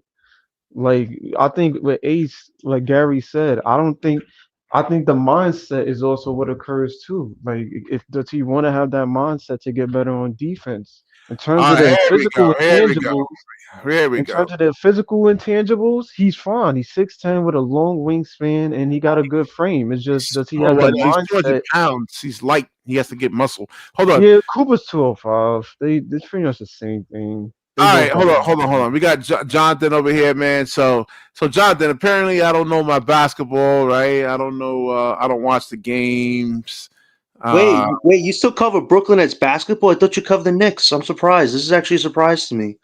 like, well, like why is seriously, that dude. surprise, man? What's No, so no, bad? no, because you're actually talking about our future instead of talking about the bygone era that is the Knicks, man. Congrats, BK Hoops. You flip flopping skills are Yeah, how historic, come you man. listen, man? You came up for Breezy, you don't came up for me, man. What's going on, man? First of all, did I have to? I didn't know I was a large part of this operation here. I thought I was just, the gimmick guy, but whatever. So you want to talk about these prospects, BK? You should actually watch the games. Don't just watch highlights. Like you say, Cooper Flag gonna be a role player. Dylan Harper's gonna be a Killian Hayes, and Ace ain't gonna get a second contract. BK, do you actually watch these players I actually said play? I said they could be. I didn't say they Yeah, are. thank you. Could be. That's all you got to say because the way you say it, it's like they are gonna be. So stop No, the nonsense, no. Oops. I mean, I mean, listen, Cooper has to work on like one dribble, two dribble pull ups. Like he has to when he drives the basketball, he can't just go and look and dunk on every single player. That's not working in the pros. BK, he's a jack of all trades. He could do a bit of everything. For Cooper Flag, if you could find the right pieces around him, the offensive defense he will give you. He doesn't have to carry you. That's the unique thing about Cooper Flag. He makes Whoa! his teammates That's not a better. real pick. Yes, he does. What are you talking about? He does a lot. Hey, look what he's doing. Look what he's doing with Duke. They're number one team because of everything he's done as a leader, as a player, on offense and defense. And he has great talent with him as well. And he's been like the ultimate glue guy. So he's done his job and then some. So to criticize his dribble game, like, come on, Hoops. He's earned Yeah, number man. one this You year. John, He's think earned he's his gonna be number able one to spot. take it? Hold on. You think he's gonna be able to take it right to Jaren Jackson Jr.'s chest and finish over He's him? got to build muscle. You know, he's got to build muscle. He's going to get better, right? You know that the prospects develop, right? They don't just stay in a bubble like you do sometimes, man. Come on. No, John, let me I'm ask just. you a question. Go ahead, John, go let me ahead, ask go you ahead. a question. Cooper Flag, do you think he'd be better off staying in for his career development? Do you think he'd be better off staying at Duke another year? Heck no. Listen, why would Cooper listen. Why would Cooper Flag want to stay back another year just to be drafted third or fourth? He No, misses out. I'm not talking about the money. I'm not talking about the money. I'm not talking about the draft. Gary, have you seen him play this year? Gary, bro. Have you I've seen seen what him he's play done like this I year? watched his last like 12 games. Yeah, I've seen him play a lot this year. Yeah, he's done well this year. And everybody who I'm talks not shit saying he about him, has John. I guys, think he's come on. John, I think he's good. What I'm saying is, if he's 18, he's raw. He's not ready to play in the NBA. He's not going to be a 20 point per game guy next year. So I why didn't say it was not? going to be 20 points. I'd say it was going to be at least 15 to plus or something Nah, like you that. didn't say that. You said Well, 20 to 25 points about 2 months ago. I never said that. If he gets 15, it's going to be an inefficient shooting, right? So, like, I'm not saying he's never going to be. He's far away from being a all-star caliber NBA player. He's not close to that. So why not go back to school, play with all those stars, the Boozer brothers, right? Everyone that Duke's going to get, be a part of like the greatest college team ever, develop for another year, and then go in the draft next year. I know he's not going to be number one next year. I understand. But like he'll be a better basketball player going into the NBA the following year. I don't think he needs to. I think he's shown enough this year. I think everybody wanted to take him down because they said he couldn't do anything offensively. He dropped 40 points this year. Hey, everybody said he couldn't do anything offensively. I think it's crazy about He's Cooper gonna Flag. have games Everybody, like bro, that. listen, this is the problem. Everybody talks about the offense. Look at everything else he does. He's a hybrid player. He will develop under the right coach. And if he comes to Brooklyn, Jordy defensively will get him to shine. The offense will come along Wait, as the pieces get built with him. Most of these teams don't have good development systems, man. Well, if he goes to one of them, it's up to them to put the pieces around him. But if it comes to Brooklyn, we definitely have the advantage with the cap space. We have draft capital. We can get the pieces around Cooper Flag. For him to go back another year, I don't think he has to do it. At this point, he's shown you more than enough. Don't we see Ben Simmons when he's healthy, working on his game? Don't even mention that guy. That guy's riding the bench with the Clippers. Hold on. He's injured right now. But what I'm saying is that we see him working on his game in the summertime, right? And he still is not getting better. Okay. How does that have to affect Cooper Flag? Listen, BK, I know you want to find weaknesses with Cooper Flag, right? No, listen. For the sake of this damn show, I want Cooper Flag, right? I mean, I'm not hating on him. I mean, it would definitely be like more like the storylines would be way better. Right now, that's a trash right now. It's a boring team. By design. It's by design, right? Because we broke it all down. Well, most of it down. But I'm saying for I do want Cooper Flag. I mean, for the sake of the show, I do want Cooper Flag. All right, so I'm not hating on him, Jonathan, right? But I'm just saying it's not like they're going to expect like guys like you are going to want him to score 20 to 25 points a game. I want him to actually help build this team up.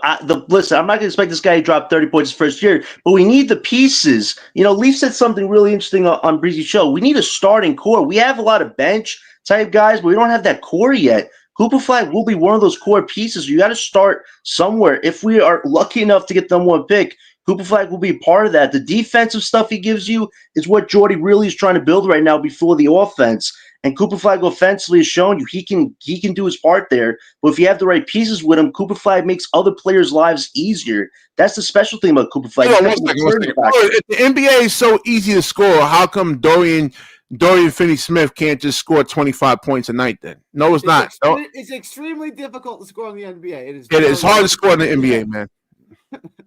It's not easy to score in the NBA. It's not. It's hard. And listen, if we get the number 2 pick, we get Dylan Harper. He's going to fit in the system well with Jordy. Jordy's the point guard whisperer. We need a point guard in the future. We get Dylan Harper. He's definitely going to want to score a lot, but he's definitely going to help try to build this team's identity on offense. And then if you get Ace, he's more of a developmental project right now because he needs to work on some things. But if he gets stronger physically and gets better defensively, the offense, you're already seeing the little glimpses. He's got that offense. He just needs to master his game a lot more and build up the other aspects of it. So either one of those players could fit on our team and within our timeline. So it really comes down to where we're drawing in this draft. And there's some other guys outside the top 3 that could benefit us as well. You'll get Jeremiah Fears, Trey Johnson, Derek Queen, and VJ Edgecombe. There's some interesting prospects that too can be building blocks right now. It's just we got to see who we draft at this point. Yo, Ellen, what's your response to that, man? Because Jonathan, your boy Gary, he disagrees with you. He thinks Cooper is not ready to be a number 1 pick just yet and carry a franchise, man. He's going to be the number 1 pick, right? No, he's not. I'm talking about a number 1 pick. Like they expect you to be the guy, right? That they, you run your offense through to make all the plays. He's not Zion. He's not LeBron. He's not Blake Griffin when those guys came into the league, right? I mean, he's not that guy yet. Yeah. Right. Yeah. I'm not disparaging the guy. I always say McGrady. I use that example. McGrady's one of the best players we ever saw. It took him 4 years to be a star. Yeah. Like, I'm not saying Kawhi Leonard wasn't a star his first team. Like, it was probably his fault at the end of the league when he really became a star too. It's going to take time. I'm not saying Cooper Flag can't ever be a star. I'm saying he's a long way away from that at this point. Well, what are other options? I mean, we could go after Zion, Giannis, LaMelo, Trae Young, but all four of those guys come with baggage. And could we get enough pieces around those guys as opposed to maybe taking this year slow? Like, I'm open to that to an extent, but we don't want to shoot ourselves in the foot here either. That's why if you get a Cooper, Ace, Harper, or an Edgecombe, you're kind of fortunate that you have a starting building block. We need those. We don't have anything really to start with besides Thomas and Clown, and we don't even know if they're long-term fits right now, depending on who we draft. Like, we have to decide on a direction this summer at this point. You know, which one is the less of two evils right now as far as building something goes? Yeah, Gary, you want to answer that? Well, yeah, sure. I mean, what exactly do you want me to like? What's the like? What's the I mean, Gary, what do you want to do? You want to like forfeit getting a top pick and just go after a Zion or a Giannis at this point? I mean, does that make sense? No, I don't want to trade. It depends on the star, right? If you said you want to trade the number one pick for John Morant, yeah, I would do that in a second. You know, John Morant's 24 and a star. You hope Cooper Flag becomes a star. I would take, but outside of that, no, I wouldn't trade the number one pick, even for Zion. I love Zion because Zion gets hurt too much. So, no, I'm going to pick. If I got the number one pick, I would take Dylan Harper. If I got the number two pick, I would take Cooper Flag. I don't think Cooper Flag. I think he's good. I think there's a lot of upside in him. I just think he's far away. I don't know. I like Cooper Flag. Away. He's been good this college year. I mean, I think he's kind of proved a lot of things. John, he's good. Like, no one's saying he's not. What I'm saying is, he's 18. He's not physically strong. He doesn't have a super defined skill set. It's not his fault. He's only 18. He's still in high school. It's going to be a few years until he's an impact player. Like, he's not going to be an impact player. Definitely not year one. And that depends. Yeah, and that depends on the development system, though. Like, the Nets doesn't have a reputation, a good reputation of developing players. Jonathan, have you seen what the coach staff's done this year with the junkyard squad, man? I didn't expect them to perform like this. I didn't expect them to perform like this. So you don't think that Jordy and staff can help younger talent get better? I mean, hell, they're reviving Keon Johnson and these other guys. We got to see. Hold on. These guys are playing hard, right? They're fighting for their NBA lives, man. And these young guys aren't going to fight for their futures? Come on, Hoops. No, what I'm saying is that the guys are playing hard, so they'll be in games and they'll win a lot of games. They'll win some games and they'll be in a lot of games. They don't really have any closers in Nets right now. I mean, I think that's the one thing they are missing. But like, the Nets are scrappy. They play hard. They're physical. They muck the game up. And if you can do that, I mean, you'll be in a lot of games no matter what the talent is. It's just a matter of closing games out now. That's the thing. And, you know, like Zion Williams, right? He is fighting for his NBA life. Keon Johnson fighting for his NBA life. You know, all these guys. Hold on, let me pull up the roster real quick, man. D'Angelo Russell fighting for his NBA life. He's been shopped around like a cheap hooker at Hunts Point over there, you know, like on a Friday night, man. Just a cheap $10 hooker, man. That's what D'Angelo Russell. Somebody I really don't want us to bring back. Not a high quality escort. A cheap hooker, man. A crackhead hooker. You know, $5-10 for a BJ, man. That's D'Angelo Russell right there. Not a high end escort, man. Where you want to keep. So all these guys here are actually fighting for it. Trendon Watford's another one. He's fighting for his NBA life. Maxwell Lewis, Day'Ron Sharp right now is fighting for and he only had 2 points. God damn, man. So I had a better plus or minus than Claxton. I mean, Hoops, the only thing you've probably ever been right about is Claxton, man. Like, that's probably the only thing you've ever hit a nail on the head on. Everything else, though, is subject. I was right about Cam Johnson. I told you he would have a bounce back year. Was he right about Tyrese Halliburton? I was right about Tyrese Halliburton, too. Yeah, man. Halliburton sucks, man. I was so high on him. And BK, you give Johnson way too much credit, man. He's bumping up stats on a bad team. Listen, I understand he's this the best he's ever played, but for people to call him, like when the Brooklyn Nets commentary table said that Cam Johnson is the leader of this team against Tyrese Halliburton was Leah Pierce, I'm like, what does Johnson lead on this team besides bumping up bad stats? Like, I don't understand. He's not a leader for us at 30 years old. Like, we got to trade him this summer. Oh, He's yeah. not I mean, gonna right go now out. he is. I mean, he's your one veteran on the team right there. I mean, he's having like a all-star. Not I would say an all-star year, but like a somewhat of an all-star caliber year. I mean, he's been consistent with the point production. The only thing Cam Johnson I would say is missing right now in terms of getting to that next level is like the high percentage playmaking. So that's the one thing that's How about actually his defense? How about his But today he defense? had 5 assists. He's passing out of the double teams. I mean, he can get to the free throw line a little bit more. That's something you want to see with his size. Like he is, what's his weight, man? I thought he was bigger than this, man. 210. I thought he was like 220 something pounds. All right, since that's something he probably could do is probably get stronger, get up to like 220, and be able to get more physical. Like Jaylen Brown is 223 pounds, and they're roughly about the same height. Jaylen Brown's 6'6", Cam Johnson's 6'8". So you would like to see him get stronger in the offseason, see if he can get to like 220, right? So he can get more physical. He could like bully guys.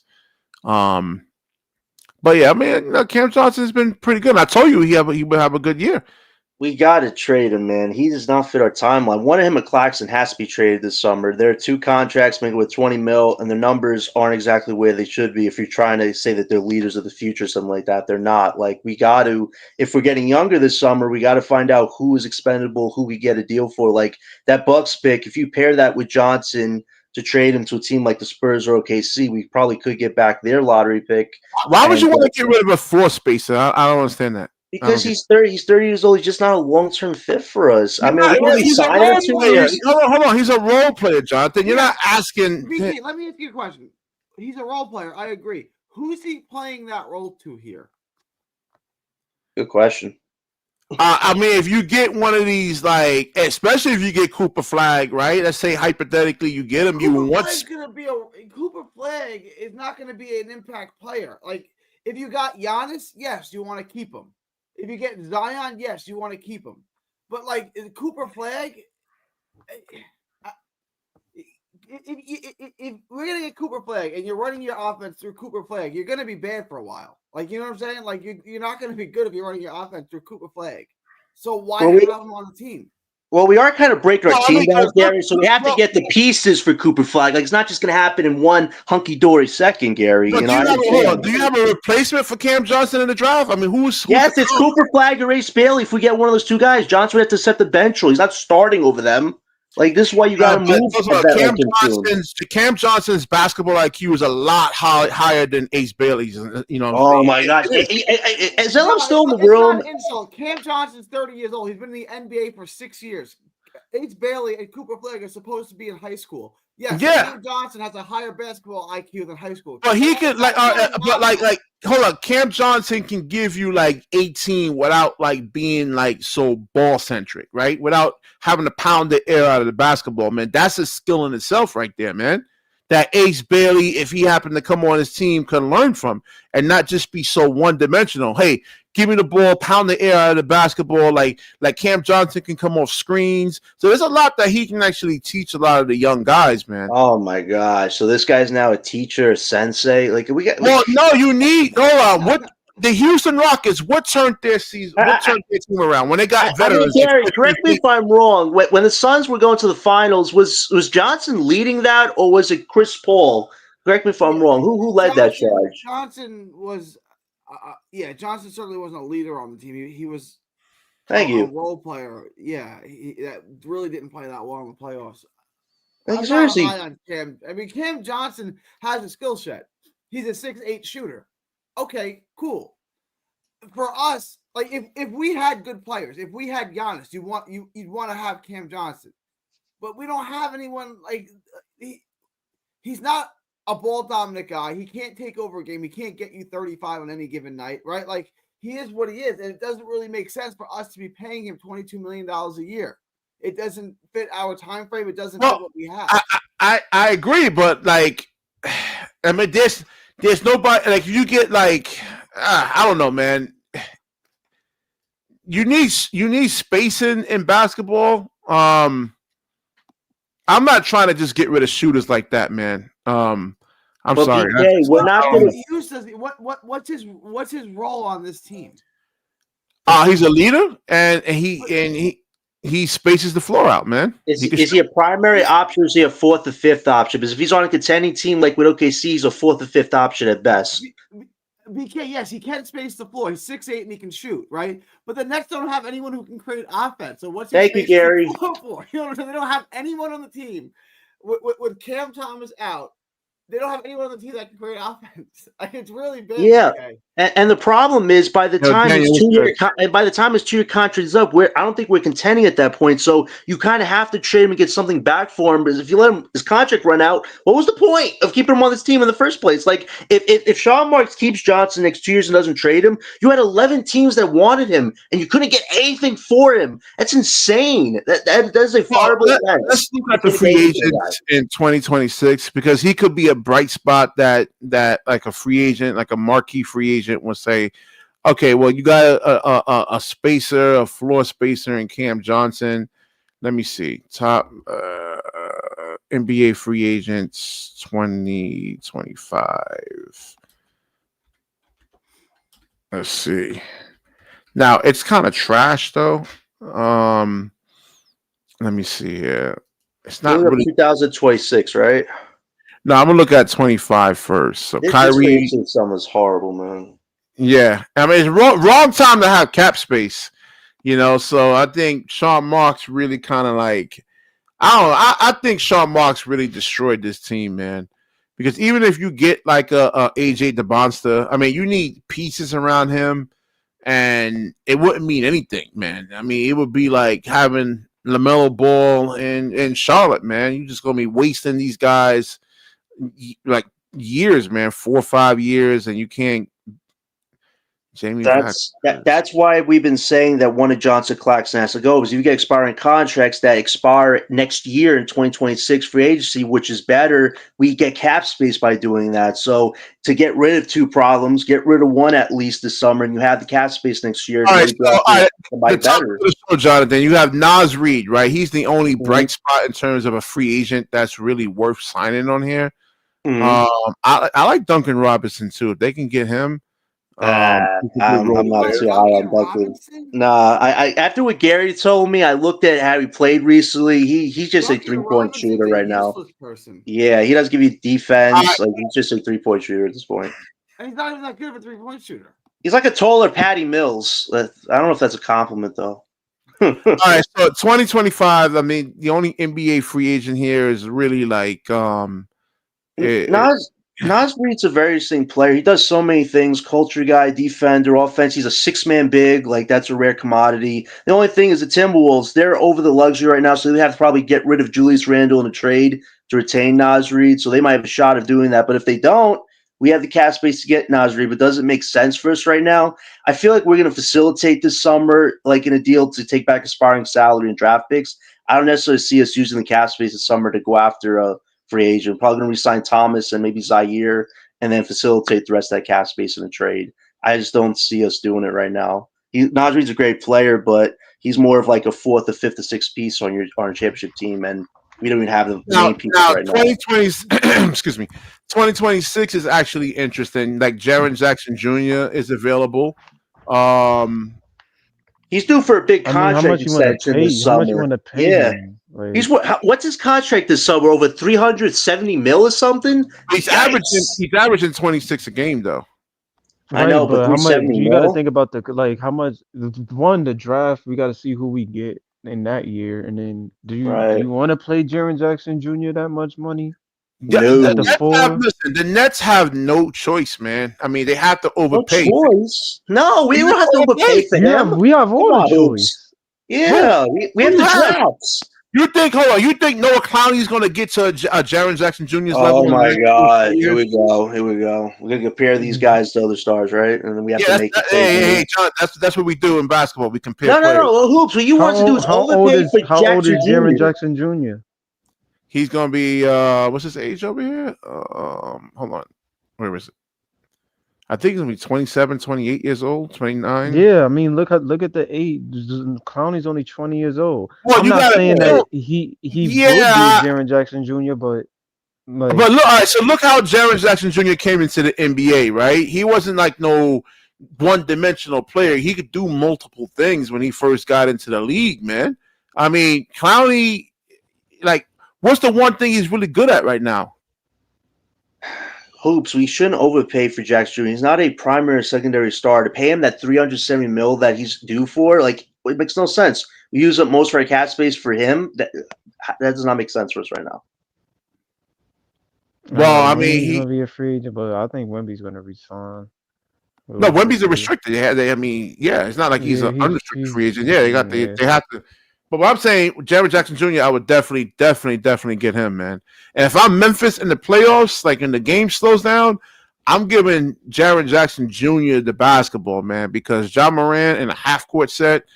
I mean, I'm not saying he's horrible, but like Jaren Jackson Jr. is more physical, stronger, and like he can. Yeah, man. But I would definitely get Jaren Jackson Jr. over here if I can get him. I don't know about John Moran anymore, man. Like I know we were all high on him if he was an option for us, but his injury situation is giving me Derrick Rose vibes, man. The shoulder surgery, the hamstring, he's not being healthy right now. The team is now losing ground. I like everything John Moran does when he's healthy, but it feels like a ticking time bomb with him. The fact he has to use athleticism as one of his main skills and he gets hurt doing it.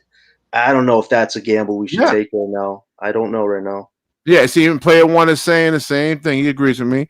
Jaren Jackson is the best player on the Memphis team. He's not number one option, though, player one. He's not number one option, though. Like, why are we overpaying for guys on number one option? We don't even have number one option. The Nets put themselves in this position where they have to pay for players. But we have the draft first, Hoops, before we have to decide on that, right? There's nothing in this. You don't even watch college ball. Stop it. You got called out by Pod Thor, man. Do not make us revisit this. Oh, he's the one that said Ace Bailey's a great defender, right? Well, that's not true. Oh, my God. Yeah, Ellen, can you believe this? He looks at one weakness a prospect has, and that's it for him. Listen, we gotta wait to see. Like, for me, I'm judging this draft based on how they look by 2029. Like, I think that's a good. Wait a minute, hold on. Paolo Banchero came into the league averaging 20. We didn't have to wait or anything like that, man. This is his third year, and look what he's doing. We don't have to wait. What do you mean? There's a lot of players. He still got stuff that he got to work on too, though. Yeah, he's only 22 years old. Like but Clowney, Nick Claxton. I mean, how long we been waiting on Nick Claxton now? We're gonna trade him soon, probably. Like the end. I mean, Claxton and Clowney was like we talking about a number one pick compared to 22 and a second round. But there's been number one picks that's been bad too. It's not like every number one pick is just like. But that's my point. The Paulo could have been trash. I'm not saying that I wanted him to be, but not a lot of number one picks worked out. Paulo was one of those cases where it did work out. If you're talking about a guy like Clowney, right, and you compare him to Paolo Banchero, like. I don't know, man. There's a lot of skill development that actually has to happen. It's not going to happen in just one summer. Clowney in one summer is not going to say, you know what, I'm going to be a better ball handler, and the next year he's going to have elite ball handling. It doesn't work like that, man. It takes years and years. We're going to see what happens next year. He mastered the 3-point shot, but I told people he needs to work on the dribble game. He needs to work on the dribble game and get to the free throw line more. I said this. Well, let's see what Clowney is shooting this year. Master is actually shooting 40% from three. He came into the league shooting 27.5%. That's teetering right there on Russell Westbrook numbers right there, man. So he had, and I've made positive videos on Clowney. I like Clowney. I'm just saying if you're going to compare him to like the top power forwards in the league, like Bam Adebayo, just look at their games and then go look at Clowney. Clowney has a long way to go. Tonight he had 5 points, 1 out of 6 from the 3-point line. Let's see how much. He's not shot well since he got back. He hasn't shot well. Yeah. It's unfortunate the injuries hurt his rhythm this year. He just when he was getting into good rhythm, he got hurt. But I think he could take away that he mastered the three. It's what else can you do now, right? That's All what we're right, going to he's see. shooting 34%. That's not mastering the three, Jonathan. That's below average. It's better for him. Listen, it's his second year, BK. He took leap on that for himself. Is it perfect? Hell no. But he showed you he can do it this year. It's just what else can he add now to his game? That's what we got to see. If he mastered the three, he would be in the 3-point shooting contest. Oh my! Yo, BK, listen. I understand, BK. You want immediate results. Are we in line for immediate results right now? You want to wait 5 or 6 years. I'm not saying that, but BK, you gotta let him develop. Look at Cade Cunningham. It took him 4 years to develop. But to be fair, you can't. I see where John's coming from because if you're gonna make the point that Paolo Banchero came out the league running, then yeah, it does seem like you do want immediate success. Pardon my French, but hoops, man. If you were respectful, if you were a coach, I wouldn't want you to be my coach, man. I would ask for a trade because you just, my God. Yeah, if I made one mistake, hold on. If you play basketball, like I'm a hooper, man, and I'm always getting on myself on things I got to work on in my game. You know what I'm saying? So being a basketball player is about getting better. There's no perfect basketball player. And some if you're shooting 60% from the free throw line, hey, let's get to 90% from the free throw line. If you're shooting the second year, what do you want from Clowney? It's a second year. You expect him to be a maestro? No. I listen. I said it's going to take a long time for him to get to a level where Jaren Jackson Jr. is. Oh my God! So that's the level for you. You don't even know what Clowney's level is, but you keep comparing him to all these other players. Which is like, come on. I said that he is going to take him a while. You think it can happen right away? No, I'm saying that you want that to happen right away. Stop gaslighting me, you son. I'm not gaslighting anything. I said that he can. Hold on. I said that he can actually. It's going to take him a while. If you look at Jaren Jackson Jr. First, second year. Well, let me look at let's hold on. Bro, what's a real question to ask is what is your definition of right away? Because right away to me is not years, man. Because if you right away to me to a player, if you're coming into the league, right away is not year one for me. Right away to me, when a player is good, is year 3 or year 2. Right. It's not year one for me at all. And we have these 2 drafts coming up. So if you get a Cooper Flag and you can follow up with an Ada Bansa or a Darren Peterson, you have 2 star prospects that are going to be your nucleus right there. And it's just getting the pieces around them. Like, hoops, these 2 drafts will dictate a lot of our future right now. How's that working out for the Wizards and the Portland Trailblazers? Okay, at the end of the day, the organization committed to doing this, right? So now we're banking on how this draft plays out. And we get the pieces, we can start building some. We have a coach now. Now it's getting the talent to see if the coach can actually coach young talent to a different level. That's what happens when you're rebuilding, unless we want to do a quick fix. Coaching, you could be the best coach in the world. You need guys that are talented and skilled, man. That's the thing. You could be the best coach in the world, man. But yeah, Phil Jackson back in the days when he was coaching, he picked his teams. He didn't just go to any team. He looked at teams that actually have available rosters. But BK, look at who's available right now. The people that we've been connected to that could be available: LaMelo Ball, Trae Young, Giannis, Zion. Now you talk about Jaren Jackson Jr. and Naz Reid. Can we get these guys and actually build a legit championship team this summer around them? Heck no. We don't even have the pieces of a core right now. Like, as much as we could talk about it, we have to see how we draft and then see what this could actually look like. You know, I'm saying you could get these guys, but like how the Knicks were back like 20, 25 years ago. So you're a little young, Jonathan. You were a baby then, you know. But so I'm 46, so I remember the Knicks when they were really bad. They had to overpay for guys, man.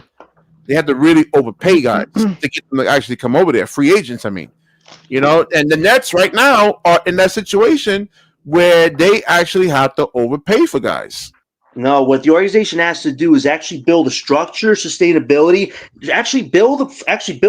do a project, commit to it, and see it through. Not just break it all down because a superstar wants to come to a team. We need an actual mix of young talent with experience and maybe a star down the line to come to this team to complete it. But the problem with this organization has always been is they start a project, never finish it. Just when we had something going with 2019 with that, we broke it down super quickly for stars. because the organization thought they were going to carry them to a title. They didn't do that because they couldn't communicate with each other the right way. Like, we need to change the structure in this organization to actually build sustainability, BK. Or else we're going to be repeating the same mistakes, coming back to the same problems, and we're never going to get better as an organization. We need to fix that. And it starts this summer. All right. Again, like, hey, if you look at like the top guys, right, the top centers for the most part, top power forwards, right, the top guys, these guys for the most part came in like Kyrie Irving.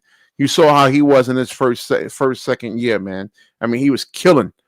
Same thing with Pablo Banchero, and these guys were killing. They was giving you a well, Kyrie was killing individually, but team wise, they was in the lottery every year. Right. They the number well, one look at the pick, roster right? they had, man. They had unique again. They had a bad roster. But that's what I'm saying. Like with Orlando, Paulo was coming into a team where they had Franz already, where they had Cole Anthony, where they had Isaac, where they had all these guys that they accumulated over the years through the lottery. So realistically, he came on into a team where he was surrounded with talent already. All he had to do was just be himself and fit in and take the reins, which he did. So you got to look at that in terms of if Cooper and them is going into a team, what is the talent around them? How are they Hold going on, to man. fit in Hold on. Yo, King Ribby, that don't count, players? man. I mean, that shit was in the 1970s, man. The last championships. No, Ellen, you made a great point, and we got to see how these prospects do in their first year. Like, anybody thinks if we get a Cooper, Ace, or Harper, we're just going to have to start the summer. Why would the Nets do that when there will be so much pressure on that prospect to have to compete with a star to win a title in the near future? That's not how you build a prospect's confidence up. That's how you set them up for failure. We can't do that for these prospects. We have a coach who believes in development. We have a coach who believes in winning philosophies, who actually wants a structure and a system. Now it's about getting the talent and letting them develop for the first year or He can two. actually develop, man. I mean, because I think for the most part, like these guys, I've never seen players like out of 30-something years I've been watching the NBA, like a pick that's like 25, 20, just go and be a franchise guy for the most part. I mean, there's outliers out there, but I'm saying for like Claxton, I mean, these guys they are who they are, man. There's only one basketball. Not everybody could be like the main guy, or like not everybody could be Paulo Banchero. Like, you have to have role players, guys who actually plays roles. So I'm just How I saying. look at it as in terms of the players, I kind of look at it as when you're in school and there's a clear difference between the kids that are gifted and the kids that you look at and you're like, well, they may take a little bit longer to get it, but they're not bad. They're not bad in terms of the learning development. But you got the kids who consistently make honor roll, 4.0 GPAs. You can just tell that they're gifted in that aspect. But then you got the other kids who, they need a little bit of work. They need to, work a little bit on math or reading or science or writing or whatever the case may be.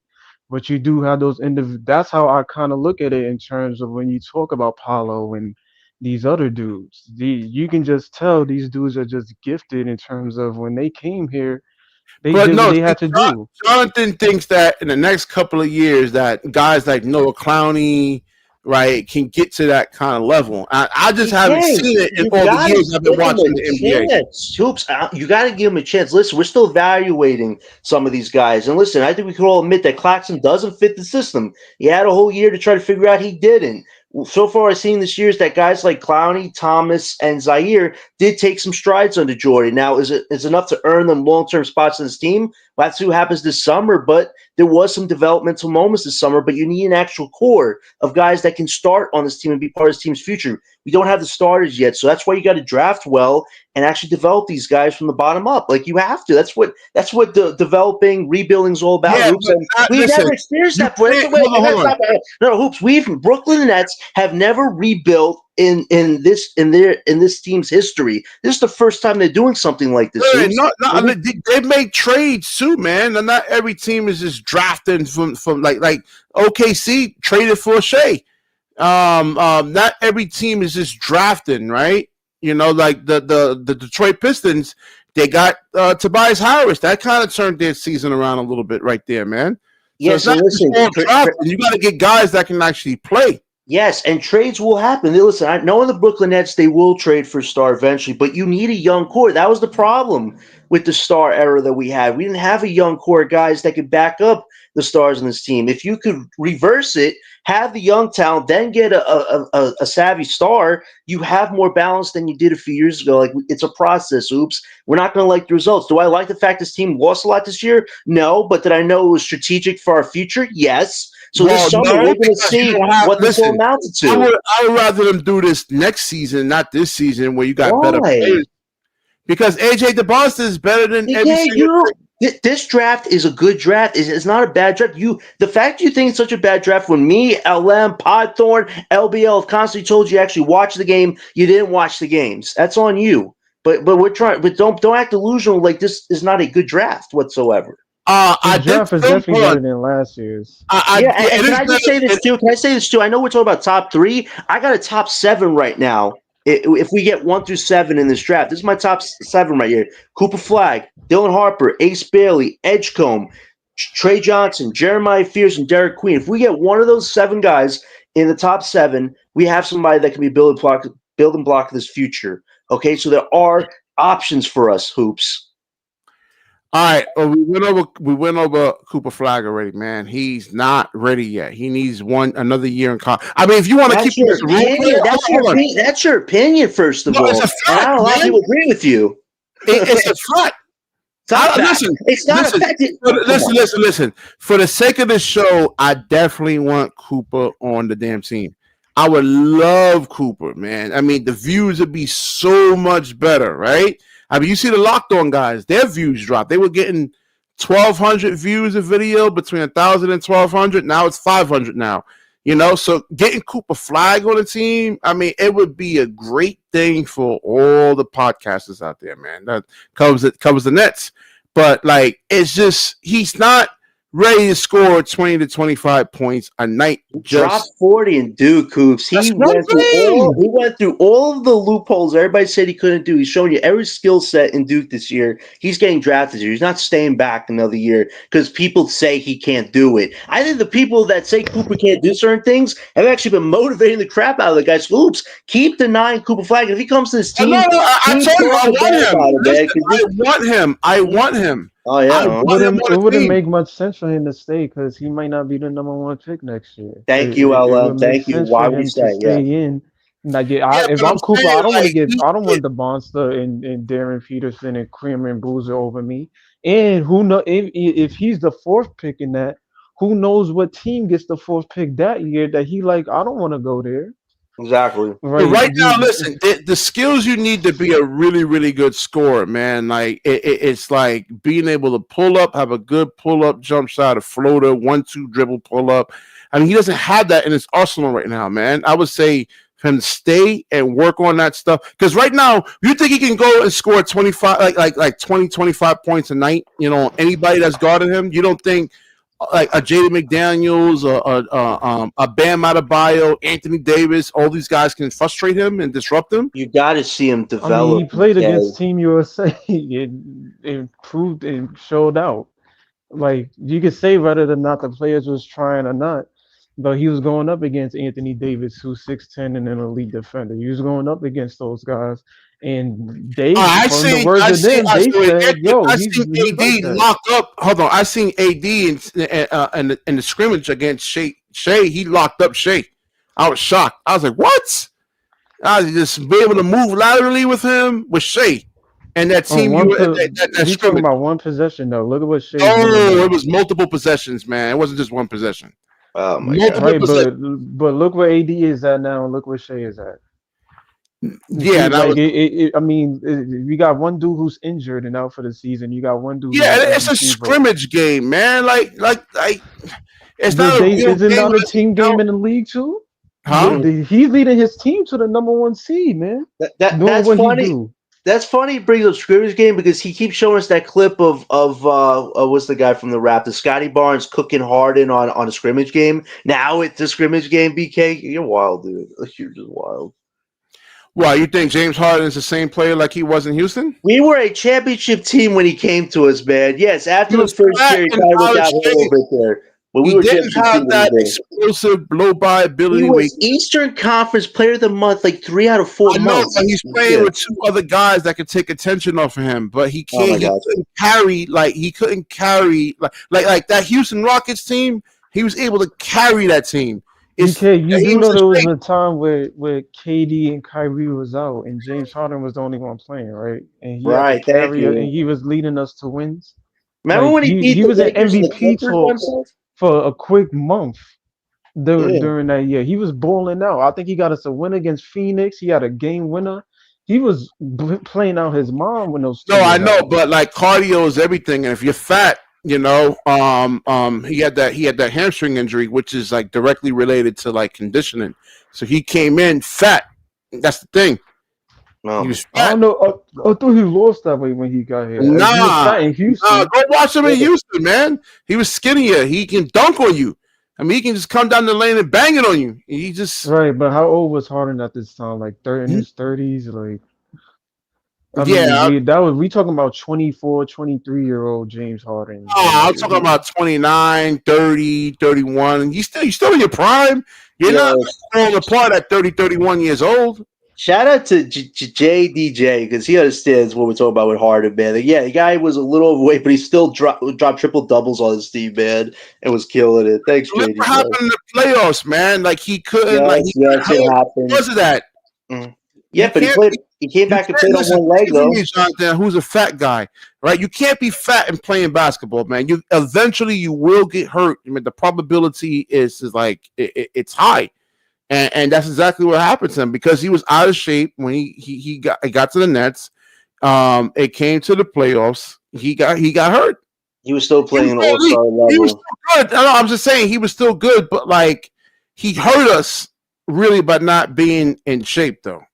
And maybe that's why we should draft prospects that are younger and actually build a young core so we don't have to rely on aging stars that potentially could pop hamstrings, BK. So maybe you agree with me, LM, LB, and all those other guys. Isn't Maybe taking Cam a little Thomas? bit might be better. Cam Thomas has a hamstring injury right now. He's young. He's 22, 23 Because years old. he added a little bit of weight, and I questioned some people. Did him adding weight this year contribute to the hamstring injury? Maybe, and that's why if he re-signs with us next year is the most important year for him. If he can't play over 50 games and handle the starter's role, you might think about converting him to a six-man role because Thomas is a bucket scorer, a great bucket scorer, but he needs to be You look durable. at That's Kyrie Irving, what right? it You is. look at Kyrie Irving when they got rid of Luka. He had to carry that team every single night. I mean, he was the only high percentage one-on-one player. You're not going to ask Daniel Gafford to go out there and create, or Clay, or Derek Lively. I mean, he was the one, and look what happened to him, man. You got to be built a certain way, like in terms of like physically built. I mean, and you got to go play defense. So you got to score, which is taxing enough as it is against like elite NBA defenders, and you got to go out there and guard. That's why we have to draft well, and that's why I feel like the Nets, in their mind, their ultimate game plan is if we get two top prospects, they're going to be the core of the nucleus for us potentially getting a starting. I don't know. I mean, that's a big question mark, osmosis, if they're going to resign Ken, because you got like his replacement in the draft. I mean, who's the dude? Trey Johnson. I mean, there's always microwave scorers coming into the league, man. I mean, they can replace Cam Thomas. Like you look at Lonnie Walker, right? I mean, he's finally got on the roster after like months. I'll be honest, Steph, if we have the fifth pick, I'm torn between three players right now. Jeremiah Fears, Trey Johnson, Derek Queen. LM, out of those three, who would you take with the fifth pick? Fears, Queen, or Johnson? I'll probably go Fears. I think Fears is clearly. I think he's NBA ready. Like He's he just has rising the up. So if Cam Thomas, so Osmosis brings up a good point, man. I mean, if Cam Thomas leave, I mean, would you let him walk? Because like I wouldn't. I like him, but I mean, it's not like we're losing like Giannis or anything like that, or we're losing Jason Tatum or Jaylen Brown. I think it depends on who we draft. I think, and this is what I was saying on Breezy's podcast. If we get VJ or Trey Johnson, you have to be scared about Cam Thomas because those are arguably better replacements.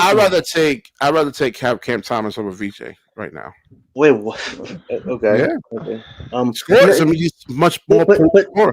to your question though, this is why you do got to resign Thomas, because the worst case scenario is if he takes a qualifying offer, it's like $5 million, and he walks next year. Other teams will have more cap space to sign him. So if you can get signed into a fair $21-25 million salary for 3 to 4 years, it's a flexible contract that has market value. If you do trade him in the future, that contract will help you get upgrades. If you do get an edge, Gomer Johnson, who might take his spot. So you do got to re-sign him this summer, I believe. If you don't, I think it's a mistake for the Brooklyn Nets because we need the cap space flexibility with his contract. So if we don't re-sign him this summer, I think the Nets are in a tough situation right there because who do we give the cap space to at that point?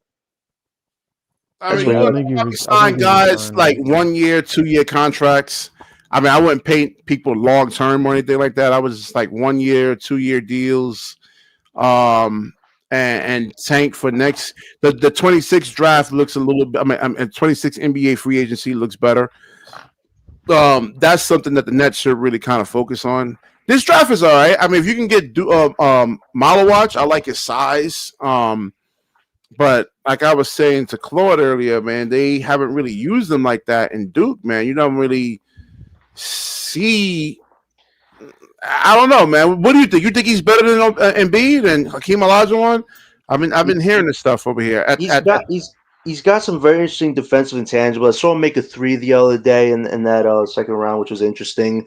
I think if we get him, I'm open to it. Like if they go for him over Queen, I understand why, because he's a 7-footer. He's probably the best defensive center in this draft, and Jordy cares about defense. So if you get him, my expectation would be Claxton's out the door soon after because you can't have him and Claxton and Daron on the same team. So one of them will have to go. And trading Claxton just makes so much sense. You could re-sign Daron on the cheap, have Mallywalk on a rookie contract. There we go, cap space flexibility. So if we get Mallywalk and have to work a little backwards here, I'm open to it. But I think you still hope you could get a point guard or a all-star prospect forward before you have to choose a center. So Only we'll see what happens Malawak there. is like a project. Like you don't really Yeah, know what he can Well, no, be. I mean, according, I don't know if this is all hype or anything like that, but they saying that um he's better than Joel Embiid. What's his name? OG had 23. I mean, we gotta wait and see. Like, even yeah, though even Embiid with his injury issues, like I get it, but Prime is like the Embiid when he's playing. Like we talking about a dude that can give you 50 for 20. Like we gotta wait and see what right, Malawak is gonna be. But he's a raw prospect. He definitely can shoot the three. He can shoot the mid range. He got a post game.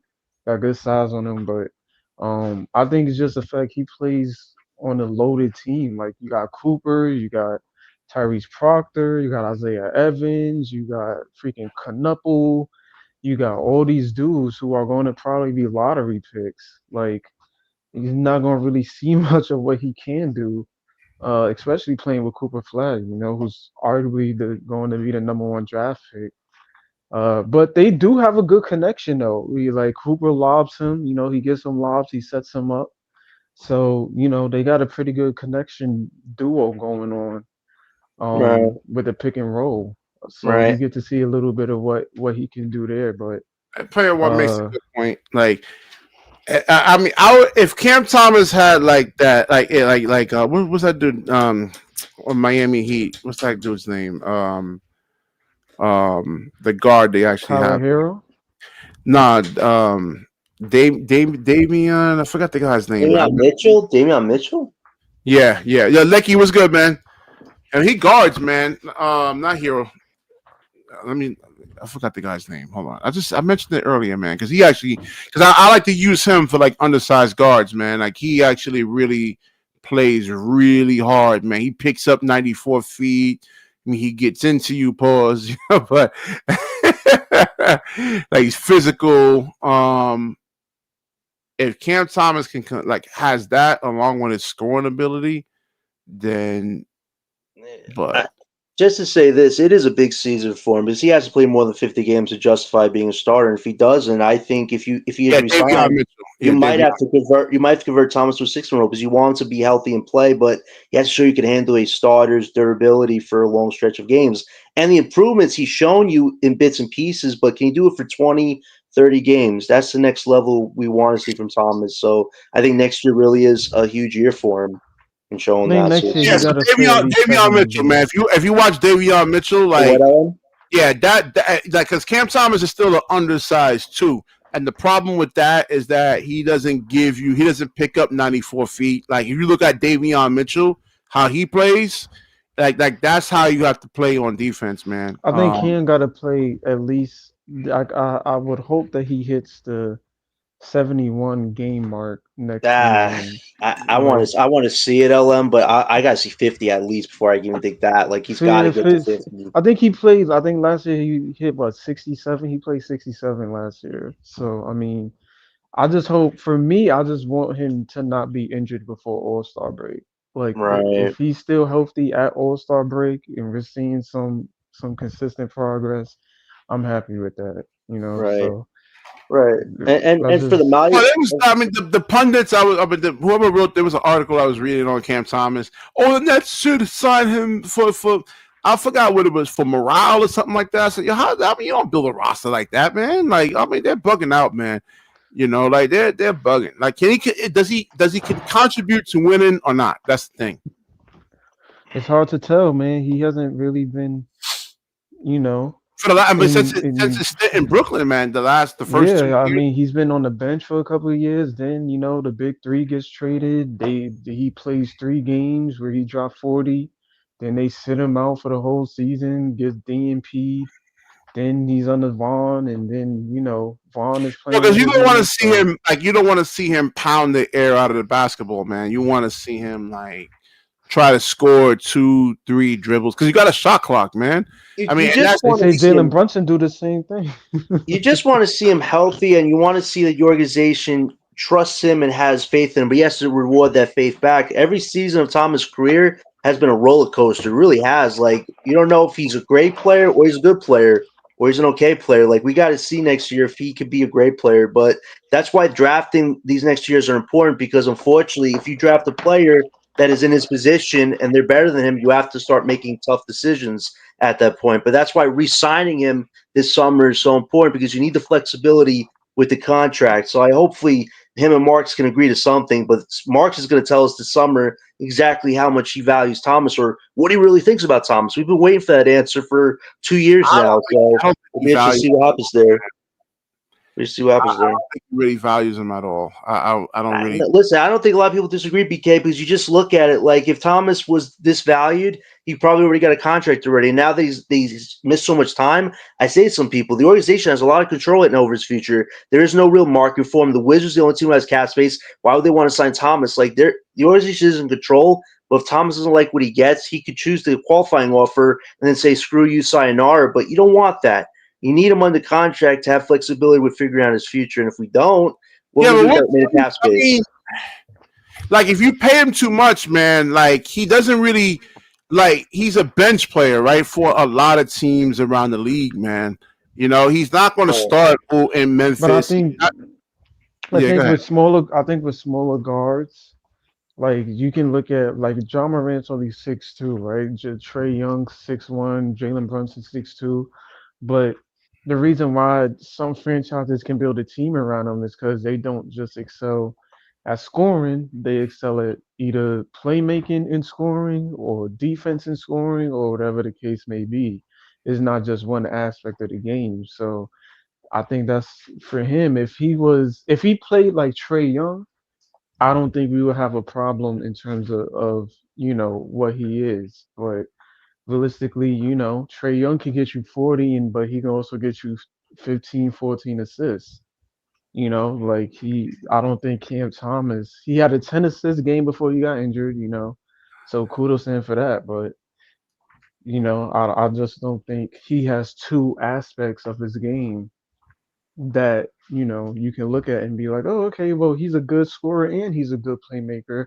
Let's play him. You want to see You it know, more, and unfortunately, our timeline is kind of like we're trying to do this in 2 years right now. So unfortunately, if Thomas isn't healthy, and you draft players that are better. It's like Thomas, you're either part of his future or you're a flexible, movable piece. And unfortunately, if you resign him, I think the organization is 50% of the way there because they're like, listen, if this is our most valuable asset and he's under contract and there's a starter that wants to join whoever we draft, that's a realistic possibility. But I hope Thomas can be healthy at least next year to raise his value up even more, because you want that. But if he doesn't, then you start making dicey decisions. And hopefully the people that support Cam Thomas, regardless of his futures with Brooklyn or not, will still support him, because he's a good basketball player. It's just our timeline is moving at a rate where he either has to catch up to it, or if he gets injured again, it's going to be hard to see him catch up to that if there are players developing more than he Hold is. on. The official payback, that's the thing. The team is not really that good, man. I mean, you got to get better players, man. The team needs a whole lot of work. I'd rather them see Trendon Watford. I was just saying before you guys got on here to start Trendon Watford, man.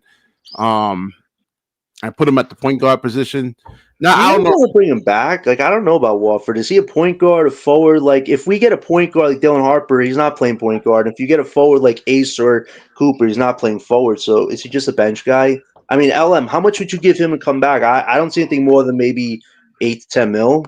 I don't know. Like, what's your thoughts? The thought is funny, man. He said Cam Thomas is a slow, undersized guard and a lousy defender. Yeah, Claude, what did Thomas ever do to you? I don't know. Like Trendon, I mean, it's a reason Trendon could have signed, I think, for more last whole season, but he only signed a 1-year deal. So $3 million. Realistically, I don't know if he sees his future with us. He might try to go elsewhere. Hell, he might try to go to the Lakers. Who knows? But I don't know. I don't know if really, especially since we're gonna probably have a lot of more rookies on this team. I don't really see where he fits. You kind of want to give those minutes to those guys to develop them and see what you got. So yeah, I would hope Derek gets minutes next year too. I think we need to see what Derek Whitehead can be. Right. I think he needs to get minutes. I don't know, man. He hasn't. I mean, he hasn't really played though, man. Like, but that's what I'm saying. That's the point. I wasn't blown away. Again, we just can compare him to like other guards around the league. I mean, his NBA comp was Anthony Morrow. That's not. But that's what I'm saying, BK. Like, how are you gonna know what you got if you don't play him? No, you can see. I mean, you see it. He doesn't have the explosiveness. He has to be able to shoot. I mean, his ball handling, footwork. I mean, I think he's a pretty good. Like the last couple of games he played, he shot pretty efficiently. I just think that he don't got the bounce like he does anymore. Yeah. Whitehead's definitely on the bubble. That's okay, right? But again, and that's okay if he doesn't have the bounce. But then again, your footwork has to be elite, man. You have to be extremely highly like. Look at Joe Johnson. Like he wasn't like overly athletic, but like his skill level was like off the charts. His ball handling, he could post up guys. He's physical. He can catch and shoot. Like all that stuff. He has to do. I haven't seen that from Derek Whitehead, man. I don't think he'll make it to the second NBA contract. Whitehead's definitely on the bubble. Like if he doesn't have a role by the start of next season, I don't see a future with him being on this team right now. And with Wofford, if you re-sign D'Lo, he can't play backup point guard, and if you re-sign Zaire, he can't play backup forward. So really, if there are other guys that get re-signed before him, he's kind of just ass out there, unfortunately. So this team right now, Sean Marks, he made this team a mess, though, man. I don't. This is bad, man. Oh, did you see Joe Desai's quote? He waits 5 months. He starts talking about football. I'm like, dude, you're on a basketball team. I don't even 3% stock in the Dolphins. Why are you talking about football? Brooklyn. Like, I don't even know what Joe Desai's thinking right now. Like, you care about Brooklyn? Hold on. The other Whitehead, I think he was even worse, man. I forgot the other Whitehead's first name. What was the other Whitehead's name back like 5-6 years ago? Isaiah Whitehead. Yeah, JDJ, that's cold. Oh gosh, man. I mean, Sean Marks is a horrible, horrible general manager, man. Hoops. I've been calling out with Gary for months now, man. Like, I just look at Marks and I don't see businessman minds. I see a guy that's gotten walked over by 3 superstars, got walked over by a role player. Now, if you can't get a deal done with Thomas and he takes the qualifying offer and says you can take your offer and shove it, how can you trust this guy? Listen, I like Cam Thomas, but like if he walk, I'm like it's the same thing with Claxton. If Claxton just walks for nothing, I don't care. Like he's just not. He's not like Jared Jackson Jr. or Paulo or Bam Adebayo, where I'm like, yo, what are you doing? You gotta retain these guys. I mean, they bring so much value. Like Cam Thomas, like Claude said, he's slow, he's undersized, he doesn't play defense, right? Like you look at Davion Mitchell. Look how Davion Mitchell actually plays, man. Picks up 94 feet, physical, takes charges, right? Plays hard. Like you don't really see that with Cam Thomas on the defensive end, you know? Yeah. I understand all that. It's just looking at our situation with the cap space this summer, free agency being a bust, and we potentially move off the Johnson class for expiring contracts. You still need Thomas's contract to be valuable as a trade asset because we don't have a lot of trade assets to work with. So as long as you have him on a contract, it's an asset that we can figure out if he's a cornerstone or he's a movable piece. That's what the Nets need to focus on this summer. We don't have a choice there. Like you let him go for nothing. Who are you going to sign? Like Naz Reid just doesn't make sense to the timeline. Now there's Jaren Jackson Jr. Like we're smarter resigning him, and then if you want to listen, leave him if Cam Thomas can't help, like you just said it yourself, Jonathan. Cam Thomas can't help you win games, whether that be injuries or other limitations from a basketball perspective. I'd rather you just keep because you're gonna lose either way, right? You might as well just keep Keon Johnson, man. I know it sounds crazy, you know, but you might as well just keep him. I'm right? not high on If Cam Thomas can't help you win games, right? Literally can't help you win games. What's the whole point of actually re-signing him to a multi-year deal? Listen, I think he's getting Keon Johnson for cheaper than that. I think he's getting around 23 mil contract. I don't see him making 30 with this team right now. I think they're going to tell him it's your first contract, 2024. Like you said it yourself. I mean, the injury is a big thing. If he can't like carry a team because he's going to get hurt, I mean, the propensity to get hurt is high, and probability to get hurt is high. That's another thing too. If you're hurt, you know, it's like Ben Simmons, right? I mean, you're hurt, you can't contribute to winning or anything like that. Well, I'm going to give you a big contract or a multi-year deal where I can just I can sign a Keon Johnson and lose anyway and cheaper. It's cheaper for me to pay. You ain't going to give Keon around $20 million. No, I mean I can give Keon $6 million and lose, and then rather than give Cam Thomas $20 to $25 million and lose. You know what I'm saying? But the thing is this, like you said, charity. But like you said, if you draft the right prospects and star does eventually come knocking on the door, it's going to be through trade route as opposed to cap space of free agency. So having Thomas' contract will come in handy when the time is right, if that's where we choose to go with our direction. So it does make just sense to sign him. And I think they will find a fair bargain deal. And I think Thomas knows that there's not a big market for him, and he's going to get generational wealth making 20 mil. So hopefully this is a simple negotiation this summer. Him for that much money, and he's not going to really help you win. Because he's a trade asset at that point, BK. And if you do want to get an upgrade, you want to pay somebody $25 million to come off the bench. I think he's going to be. I think he's going to be starting unless we get Dylan Harper. He's not starting on the Bucks. He's not starting on the Lakers. He's not starting in Sacramento or San Antonio or Boston or Cleveland or the Knicks. Maybe he can start in Charlotte, Orlando. But he's not the second. He's not the first option or the second option.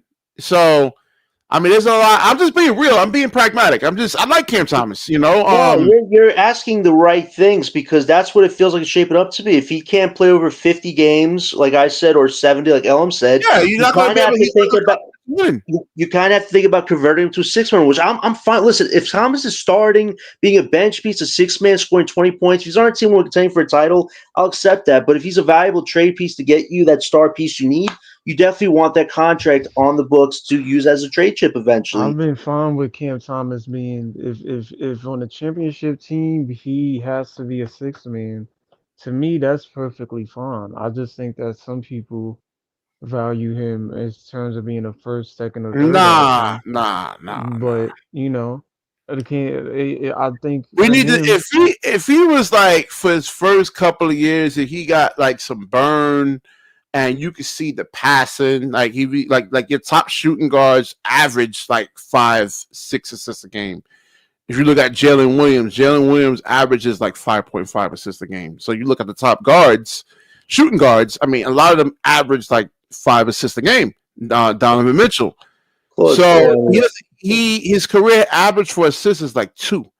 You know, so we haven't seen we got to see a larger sample size of Cam Thomas being able to Bro, right pass. now he since he's out for the season, right now he ended with, I guess he's around 3.9. Yeah, but we need to close to see a 4 larger sample assists. size. Like with No, Cam Johnson. Like you could, like if Cam Johnson was playing like the way he's playing right now, the last 3 years instead of just 1 year, then you could say, okay, you can get the 2 first-round picks for him. But we have to see him do this consistently. Yeah, and that's why you got to draft right this summer, and then you have to think about moving one of these $20 million contracts into Claxton or Johnson. Because if you want to re-sign Thomas a lot easier, getting rid of one of those guys makes it a lot more easier to do it. And I hope that's what the organization is thinking. Because if Johnson and Claxton are still on our team next summer and next season, and Cam's making with 20 mil, you're kind of near that luxury tax already. You don't have to be near the tax already. So you got to move off of one of these $20 million contracts this summer. I think Johnson is more movable, though, than Claxton right now, just because Claxton has just gone through a really bad streak right now, just negative plus Yeah, minus. man. I told you. I said all this before even Sean Marks signed him. So if I I got to head see it, off. how Have come a good Sean night, Marks? everybody. Yeah, let me get on up out of here. I got to get some sleep, man. Yeah. Yo, good stream, man. Definitely like the video, share the video, definitely subscribe if you're not subscribed. And I will be back on for a live stream Monday night. I'll figure out what story to talk about, man. Whatever's interesting. But yeah, either Monday night, definitely not tomorrow. But be back on Monday night. So definitely like, comment, subscribe, and share the stream. And when you share, the universe shares back with you. Peace.